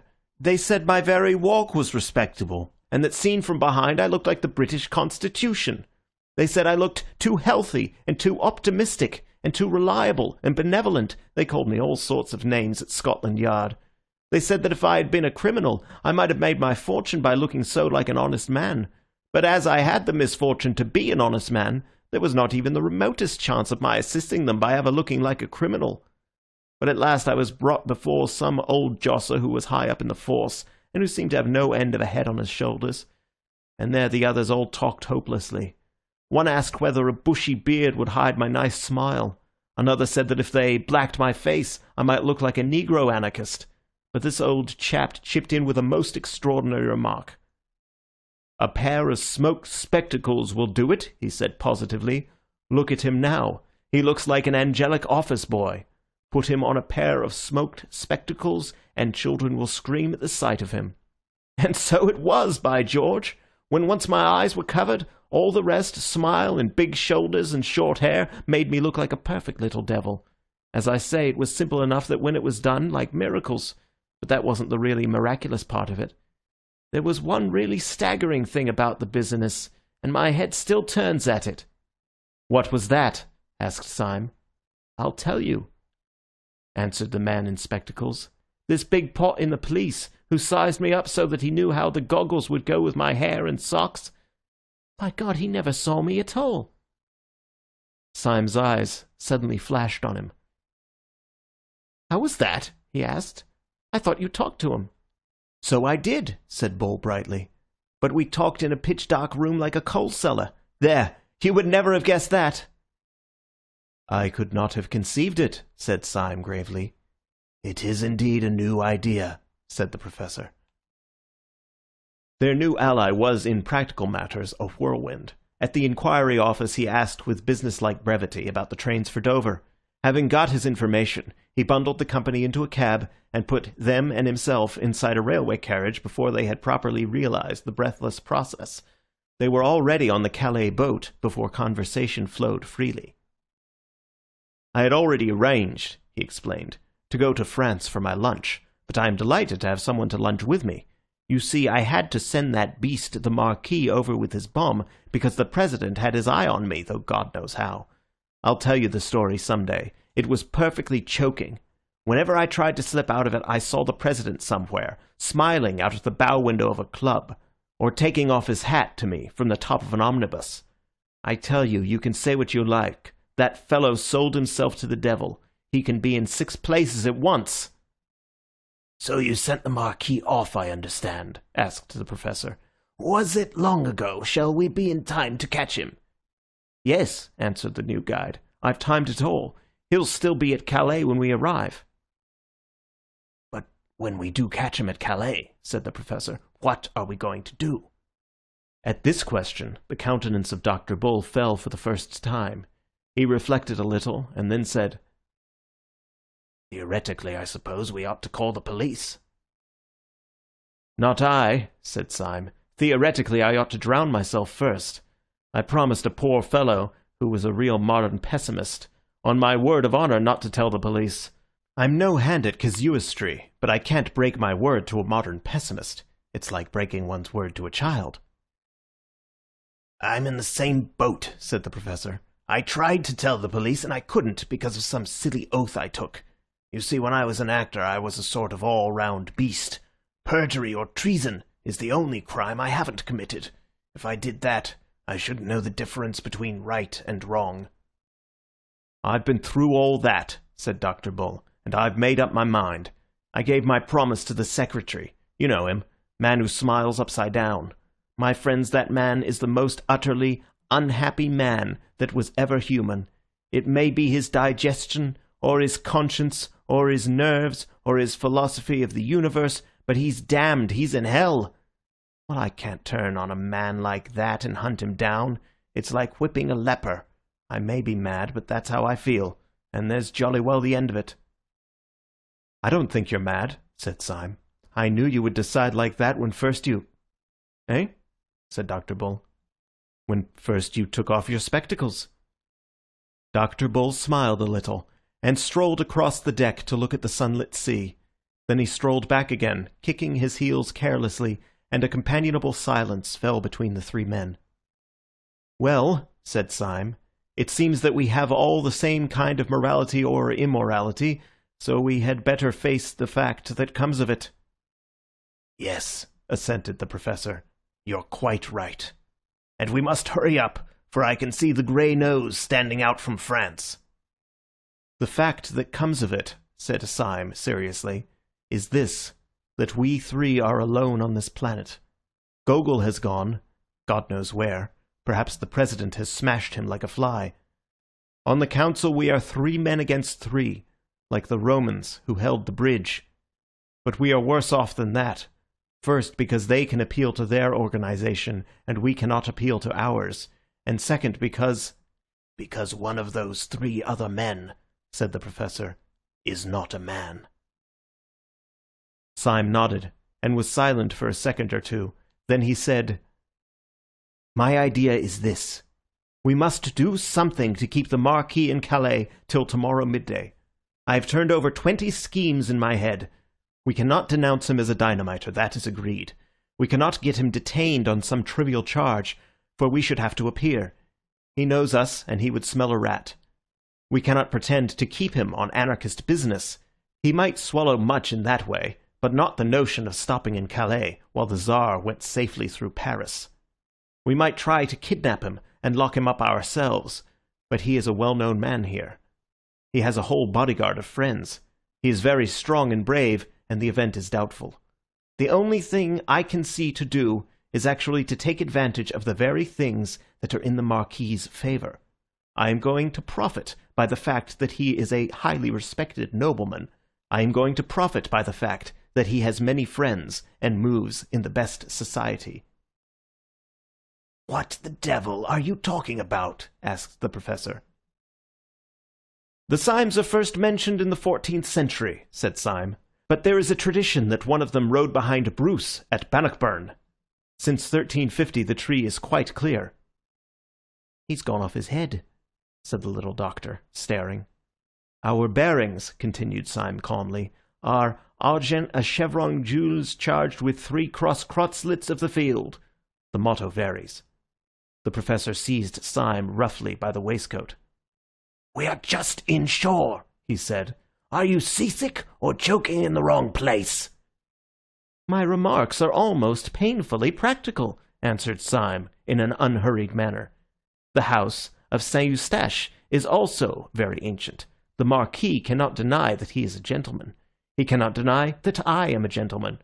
And in order to put the matter of my social position quite beyond a doubt, I propose at the earliest opportunity to knock his hat off. But here we are in the harbour." They went on shore under the strong sun in a sort of daze. Syme, who had now taken the lead as Bull had taken it in London, led them along a kind of marine parade until he came to some cafes embowered in a bulk of greenery and overlooking the sea. As he went before them, his step was slightly swaggering, and he swung his stick like a sword. He was making apparently for the extreme end of the line of cafes, but he stopped abruptly. With a sharp gesture, he motioned them to silence, but he pointed with one gloved finger to a cafe table under a bank of flowering foliage, at which sat the Marquis de Saint-Eustache, his teeth shining in his thick black beard, and his bold brown face shadowed by a light yellow straw hat and outlined against the violet sea. Chapter 10. The Duel. Syme sat down at a cafe table with his companions, his blue eyes sparkling like the bright sea below, and ordered a bottle of Saumur with a pleased impatience. He was for some reason in a condition of curious hilarity. His spirits were already unnaturally high. They rose as the Saumur sank, and in half an hour his talk was a torrent of nonsense. He professed to be making out a plan of the conversation which was going to ensue between himself and the deadly Marquis. He jotted it down wildly with a pencil. It was arranged like a printed catechism, with questions and answers, and was delivered with an extraordinary rapidity of utterance. I shall approach. Before taking off his hat, I shall take off my own. I shall say, "The Marquis de Saint-Eustache, I believe." He will say, "The celebrated Mr. Syme, I presume."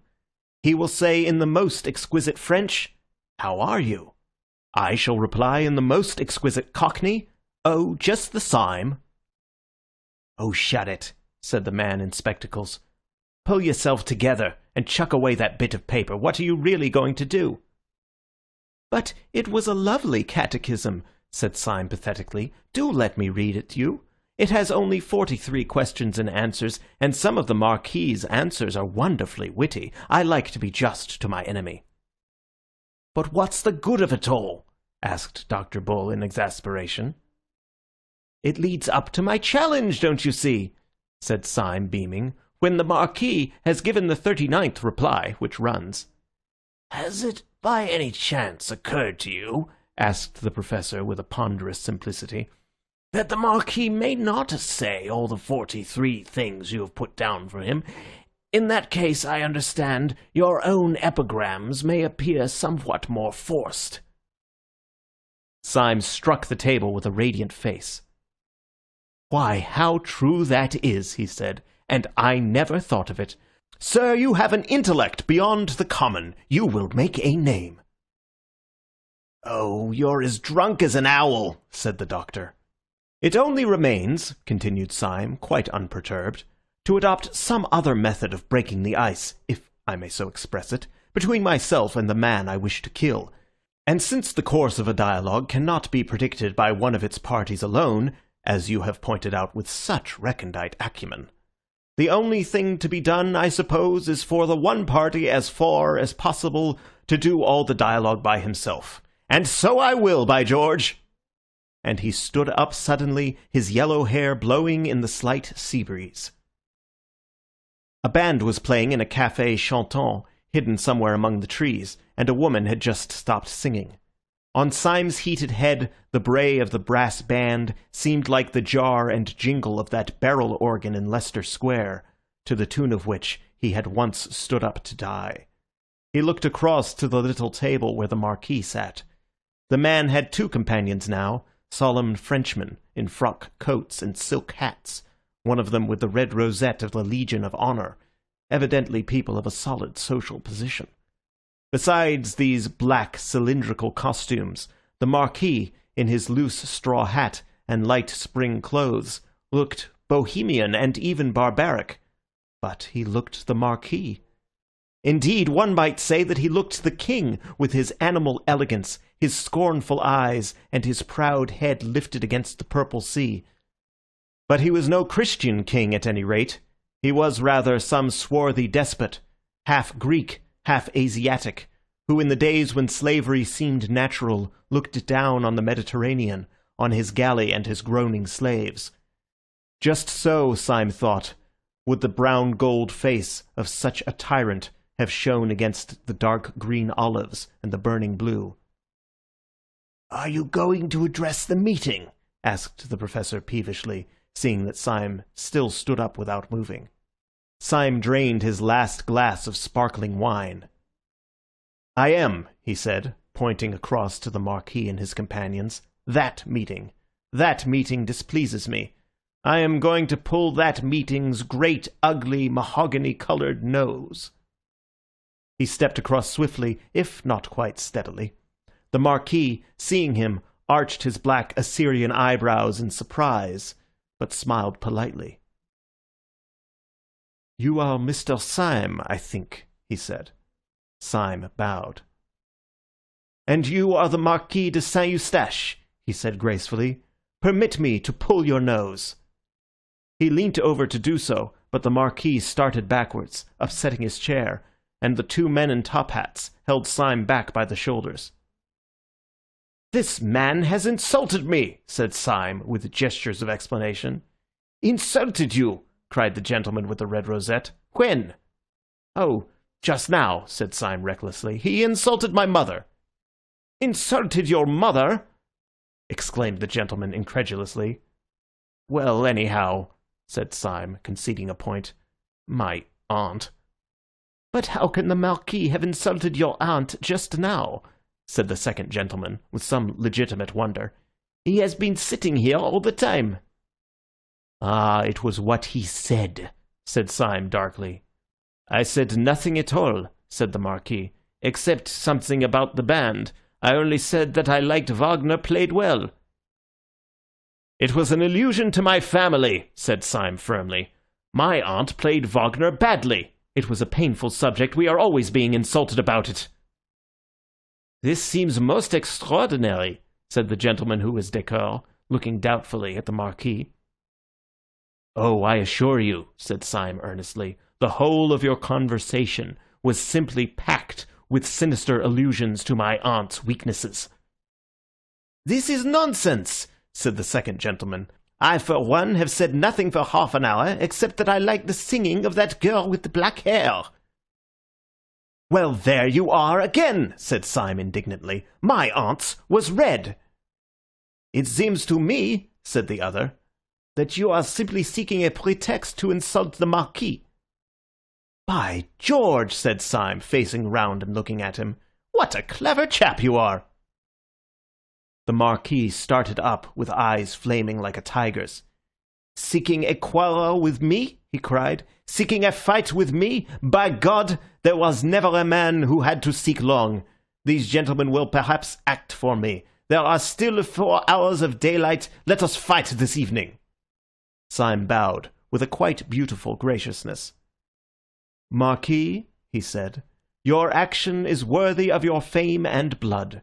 Permit me to consult for a moment with the gentleman in whose hands I shall place myself."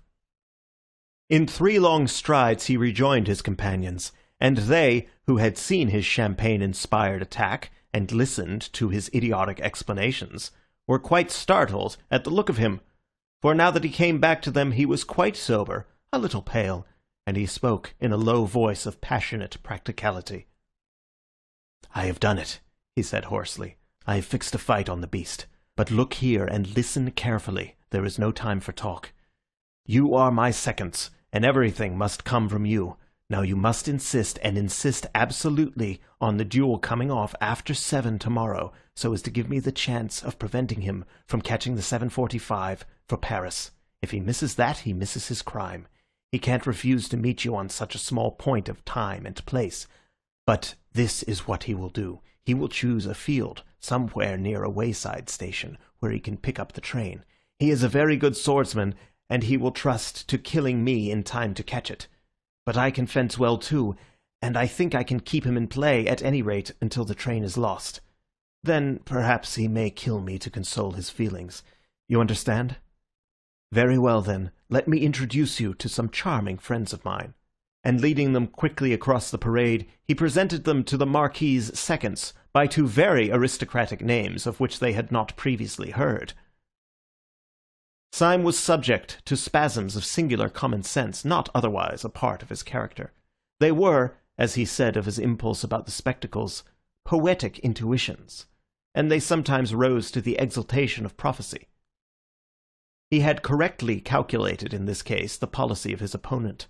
When the Marquis was informed by his seconds that Syme could only fight in the morning, he must fully have realized that an obstacle had suddenly arisen between him and his bomb-throwing business in the capital. Naturally, he could not explain this objection to his friends, so he chose the course which Syme had predicted. He induced his seconds to settle on a small meadow not far from the railway, and he trusted to the fatality of the first engagement. When he came down very coolly to the field of honour, no one could have guessed that he had any anxiety about a journey. His hands were in his pockets, his straw hat on the back of his head, his handsome face brazen in the sun. But it might have struck a stranger as odd that there appeared in his train not only his seconds carrying the sword case, but 2 of his servants carrying a portmanteau and a luncheon basket.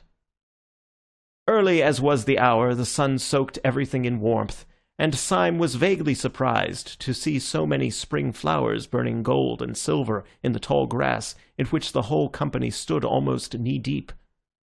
With the exception of the Marquis, all the men were in sombre and solemn morning dress, with hats like black chimney-pots. The little doctor especially, with the addition of his black spectacles, looked like an undertaker in a farce. Syme could not help feeling a comic contrast between this funereal church parade of apparel and the rich and glistening meadow, growing wildflowers everywhere. But indeed this comic contrast between the yellow blossoms and the black hats was but a symbol of the tragic contrast between the yellow blossoms and the black business. On his right was a little wood. Far away to his left lay the long curve of the railway line, which he was, so to speak, guarding from the Marquis, whose goal and escape it was. In front of him, behind the black group of his opponents, he could see like a tinted cloud a small almond bush in flower against the faint line of the sea. The member of the Legion of Honour, whose name it seemed was Colonel Ducroix, approached the professor and Dr. Bull with great politeness, and suggested that the play should terminate with the first considerable hurt. Dr. Bull, however, having been carefully coached by Syme upon this point of policy, insisted with great dignity and in very bad French that it should continue until one of the combatants was disabled. Syme had made up his mind that he could avoid disabling the Marquis and prevent the Marquis from disabling him for at least 20 minutes. In 20 minutes, the Paris train would have gone by. "To a man of the well-known skill and valour of Monsieur de Saint-Eustache," said the Professor solemnly, "it must be a matter of indifference which method is adopted, and our principal has strong reasons for demanding the longer encounter, reasons the delicacy of which prevent me from being explicit, but for the just and honourable nature of which I can—" "Peste!" broke from the Marquis behind, whose face had suddenly darkened. "Let us stop talking and begin," and he slashed off the head of a tall flower with his stick. Syme understood his rude impatience, and instinctively looked over his shoulder to see whether the train was coming in sight, but there was no smoke on the horizon. Colonel Ducroix knelt down and unlocked the case, taking out a pair of twin swords, which took the sunlight and turned to two streaks of white fire. He offered one to the Marquis, who snatched it without ceremony, and another to Syme, who took it, bent it, and poised it, with as much delay as was consistent with dignity. Then the colonel took out another pair of blades, and taking one himself and giving another to Dr. Bull, proceeded to place the men. Both combatants had thrown off their coats and waistcoats, and stood sword in hand. The second stood on each side of the line of fight with drawn swords also, but still sombre in their dark frock coats and hats.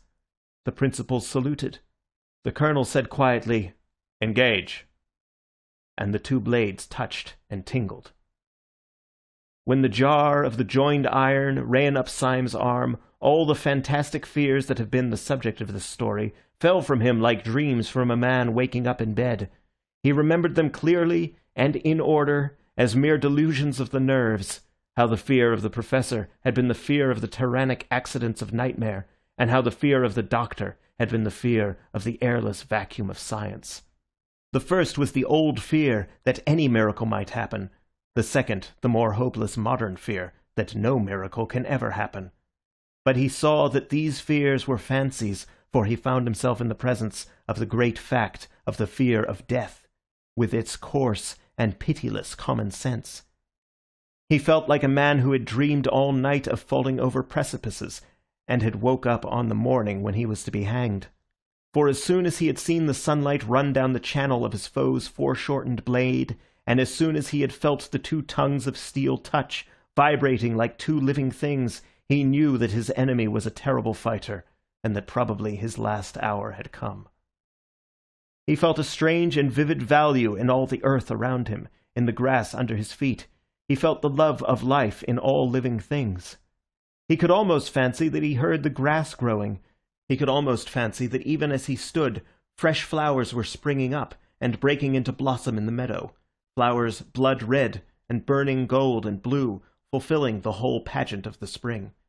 And whenever his eyes strayed for a flash from the calm, staring, hypnotic eyes of the Marquis, they saw the little tuft of almond tree against the skyline. He had the feeling that if, by some miracle, he escaped, he would be ready to sit forever before that almond tree, desiring nothing else in the world. But while earth and sky and everything had the living beauty of a thing lost, the other half of his head was as clear as glass, and he was parrying his enemy's point with a kind of clockwork skill of which he had hardly supposed himself capable. Once his enemy's point ran along his wrist, leaving a slight streak of blood, but it either was not noticed or was tacitly ignored.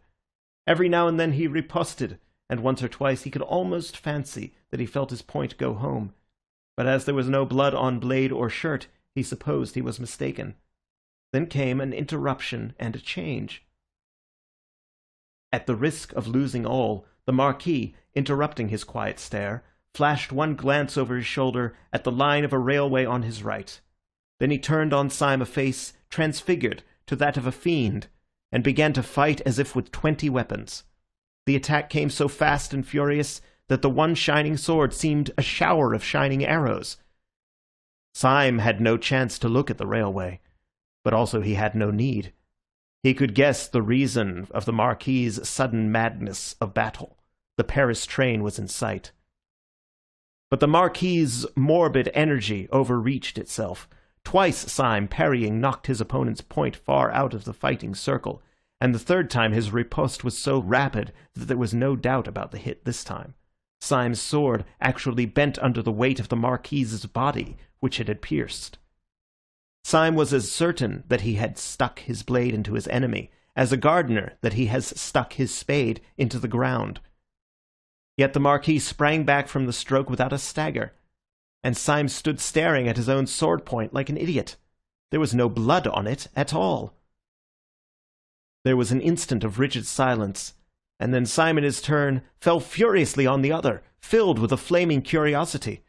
The Marquis was probably, in a general sense, a better fencer than he, as he had surmised at the beginning. But at the moment the Marquis seemed distraught and at a disadvantage. He fought wildly and even weakly, and he constantly looked away at the railway line, almost as if he feared the train more than the pointed steel. Syme, on the other hand, fought fiercely, but still carefully, in an intellectual fury, eager to solve the riddle of his own bloodless sword. For this purpose, he aimed less at the Marquis's body and more at his throat and head. A minute and a half afterwards, he felt his point enter the man's neck below the jaw. It came out clean. Half mad, he thrust again, and made what should have been a bloody scar on the Marquis's cheek, but there was no scar. For one moment the heaven of Syme again grew black with supernatural terrors.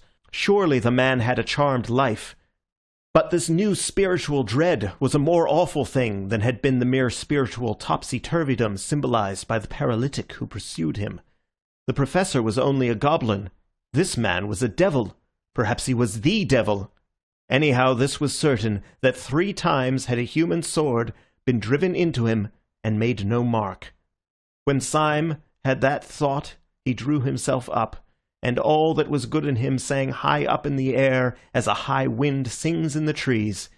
He thought of all the human things in his story, of the Chinese lanterns in Saffron Park, of the girl's red hair in the garden, of the honest, beer-swilling sailors down by the dock, of his loyal companions standing by. Perhaps he had been chosen as a champion of all these fresh and kindly things to cross swords with the enemy of all creation. After all, he said to himself, I am more than a devil. I am a man. I can do the one thing which Satan himself cannot do. I can die. And as the word went through his head, he heard a faint and far-off hoot, which would soon be the roar of the Paris train. He fell to fighting again with a supernatural levity, like a Mohammedan panting for paradise. As the train came nearer and nearer, he fancied he could see people putting up the floral arches in Paris. He joined in the growing noise and the glory of the great republic whose gate he was guarding against hell.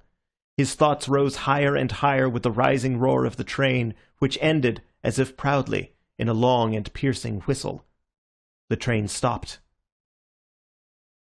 Suddenly, to the astonishment of everyone, the Marquis sprang back quite out of sword reach and threw down his sword. The leap was wonderful, and not the less wonderful because Syme had plunged his sword a moment before into the man's thigh. "Stop!" said the Marquis in a voice that compelled a momentary obedience. "I want to say something." "What is the matter?" asked Colonel Ducroix, staring. "Has there been foul play?" "There has been foul play somewhere," said Dr. Bull, who was a little pale. "Our principal has wounded the Marquis 4 times at least, and he is none the worse." The Marquis put up his hand with a curious air of ghastly patience. "Please let me speak," he said. "It is rather important. Mr. Syme," he continued, turning to his opponent, "we are fighting today, if I remember right, because you expressed a wish, which I thought irrational, to pull my nose. Would you oblige me by pulling my nose now as quickly as possible? I have to catch a train."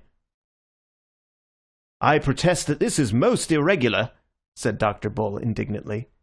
"It is certainly somewhat opposed to precedent," said Colonel Ducroix, looking wistfully at his principal.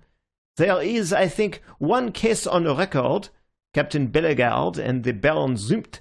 in which the weapons were changed in the middle of the encounter at the request of one of the combatants, but one can hardly call one's nose a weapon." "Will you or will you not pull my nose?" said the Marquis in exasperation. "Come, come, Mr. Syme, you wanted to do it, do it. You can have no conception of how important it is to me. Don't be so selfish. Pull my nose at once, when I ask you." And he bent slightly forward, with a fascinating smile. The Paris train, panting and groaning, had grated into a little station behind the neighbouring hill. Syme had the feeling he had more than once had in these adventures, the sense that a horrible and sublime wave lifted to heaven was just toppling over. Walking in a world he half understood, he took 2 paces forward and seized the Roman nose of this remarkable nobleman. He pulled it hard, and it came off in his hand. He stood for some seconds with a foolish solemnity, with the pasteboard proboscis still between his fingers, looking at it, while the sun and the clouds and the wooden hills looked down upon this imbecile scene. The Marquis broke the silence in a loud and cheerful voice. "If anyone has any use for my left eyebrow," he said, "he can have it. Colonel Ducroix, do accept my left eyebrow. It's the kind of thing that might come in useful any day." And he gravely tore off one of his swarthy Assyrian brows, bringing about half his brown forehead with it, and politely offered it to the colonel, who stood crimson and speechless with rage. "If I had known," he spluttered, "that I was acting for a poltroon who pads himself to fight—" "Oh, I know," said the Marquis, recklessly throwing various parts of himself right and left about the field. "You are making a mistake, but it can't be explained just now. I tell you the train has come into the station." "Yes," said Dr. Bull fiercely, "and the train shall go out of the station. It shall go out without you. We know well enough for what devil's work." The mysterious Marquis lifted his hands with a desperate gesture. He was a strange scarecrow standing there in the sun with half his old face peeled off and half another face glaring and grinning from underneath. "Will you drive me mad?" he cried. "The train!" "You shall not go by the train," said Syme firmly, and grasped his sword. The wild figure turned towards Syme, and seemed to be gathering itself for a sublime effort before speaking. "You great, fat, blasted, blear-eyed, blundering, thundering, brainless, god-forsaken, doddering, damned fool!" he said without taking breath. "You great, silly, pink-faced, tow-headed turnip! You shall not go by this train," repeated Syme. "And why the infernal blazes," roared the other, "should I want to go by the train?" "We know all," said the Professor sternly. "You are going to Paris to throw a bomb." "Going to Jericho to throw a Jabberwock!" cried the other, tearing his hair, which came off easily. "Have you all got softening of the brain that you don't realize what I am? Do you really think I wanted to catch that train? 20 Paris trains might go by for me. Damn Paris trains!" "Then what did you care about?"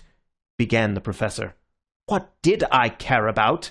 I didn't care about catching the train. I cared about whether the train caught me, and now, by God, it has caught me." "I regret to inform you," said Syme with restraint, "that your remarks convey no impression to my mind. Perhaps if you were to remove the remains of your original forehead, and some portion of what once was your chin, your meaning would become clearer. Mental lucidity fulfills itself in many ways. What do you mean by saying that the train has caught you? It may be literary fancy, but somehow I feel that it ought to mean something." "It means everything," said the other, "and the end of everything. Sunday has us now in the hollow of his hand." "Us?" repeated the Professor, as if stupefied. "What do you mean by us?" "The police, of course," said the Marquis, and tore off his scalp and half his face. The head which emerged was the blonde, well-brushed, smooth-haired head which is common in the English constabulary, but the face was terribly pale. "I am Inspector Ratcliffe," he said, with a sort of haste that verged on harshness. "My name is pretty well known to the police, and I can see well enough that you belong to them, but if there is any doubt about my position, I have a card," and he began to pull a blue card from his pocket. The professor gave a tired gesture. "Oh, don't show it us," he said wearily. "We've got enough of them to equip a paper chase." The little man named Bull had, like many men who seemed to be of a mere vivacious vulgarity, sudden movements of good taste. Here he certainly saved the situation. In the midst of this staggering transformation scene, he stepped forward with all the gravity and responsibility of a second, and addressed the 2 seconds of the Marquis. "Gentlemen," he said, "we all owe you a serious apology, but I assure you that you have not been made the victims of such a low joke as you imagine, or indeed of anything undignified in a man of honour. You have not wasted your time, you have helped us to save the world. We are not buffoons, but very desperate men at war with a vast conspiracy. A secret society of anarchists is hunting us like hares. Not such unfortunate madmen as may here or there throw a bomb through starvation or German philosophy, but a rich and powerful and fanatical church, a church of Eastern pessimism, which holds it holy to destroy mankind like vermin. How hard they hunt us you can gather from the fact that we are driven to such disguises as those for which I apologize, and to such pranks as this one by which you suffer." The younger second of the Marquis, a short man with a black moustache, bowed politely and said, "Of course I accept the apology, but you will in your turn forgive me if I decline to follow you further into your difficulties and permit myself to say good morning. The sight of an acquaintance and distinguished fellow townsman coming to pieces in the open air is unusual, and upon the whole sufficient for one day. Colonel Ducroix, I would in no way influence your actions, but if you feel with me that our present society is a little abnormal, I am now going to walk back to the town." Colonel Ducroix moved mechanically, but then tugged abruptly at his white moustache, and broke out, "No, by George, I won't.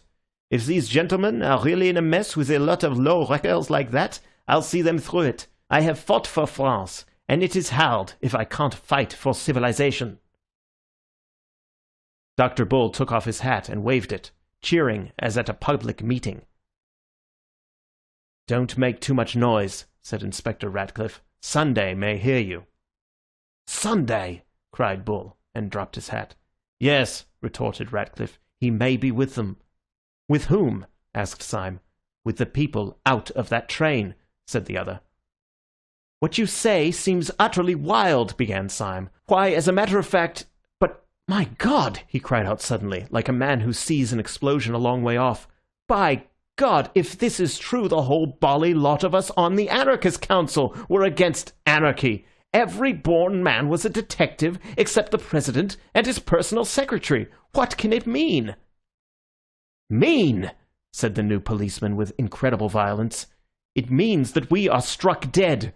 Don't you know Sunday? Don't you know that his jokes are always so big and simple that one has never thought of them? Can you think of anything more like Sunday than this, that he should put all his powerful enemies on the Supreme Council and then take care that it was not supreme?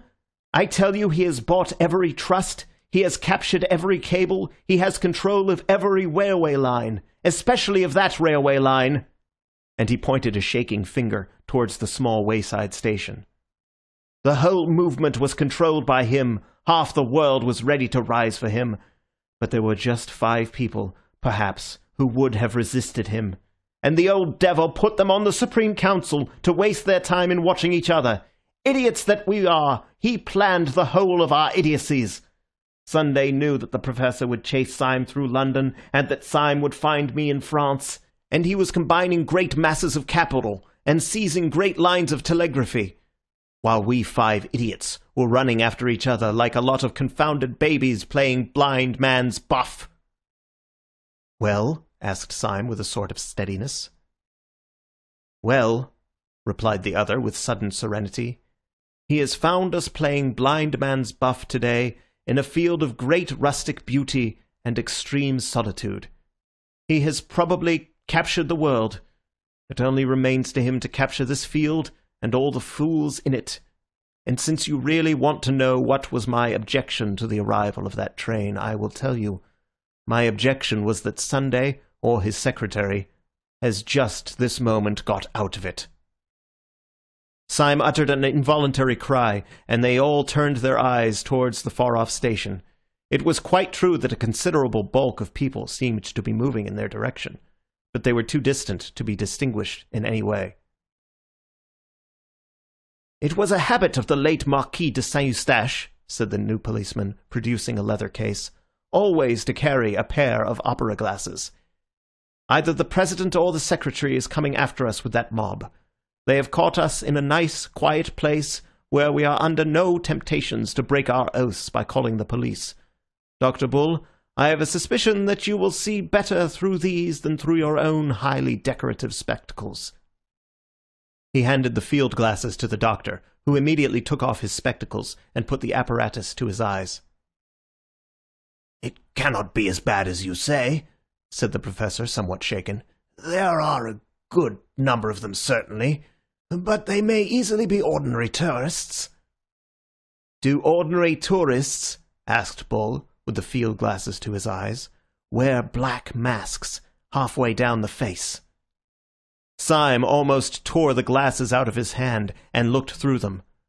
Most men in the advancing mob really looked ordinary enough, but it was quite true that 2 or 3 of the leaders in front wore black half-masks almost down to their mouths. This disguise is very complete, especially at such a distance, and Syme found it impossible to conclude anything from the clean-shaven jaws and chins of the men talking in front. But presently, as they talked, they all smiled, and one of them smiled on one side.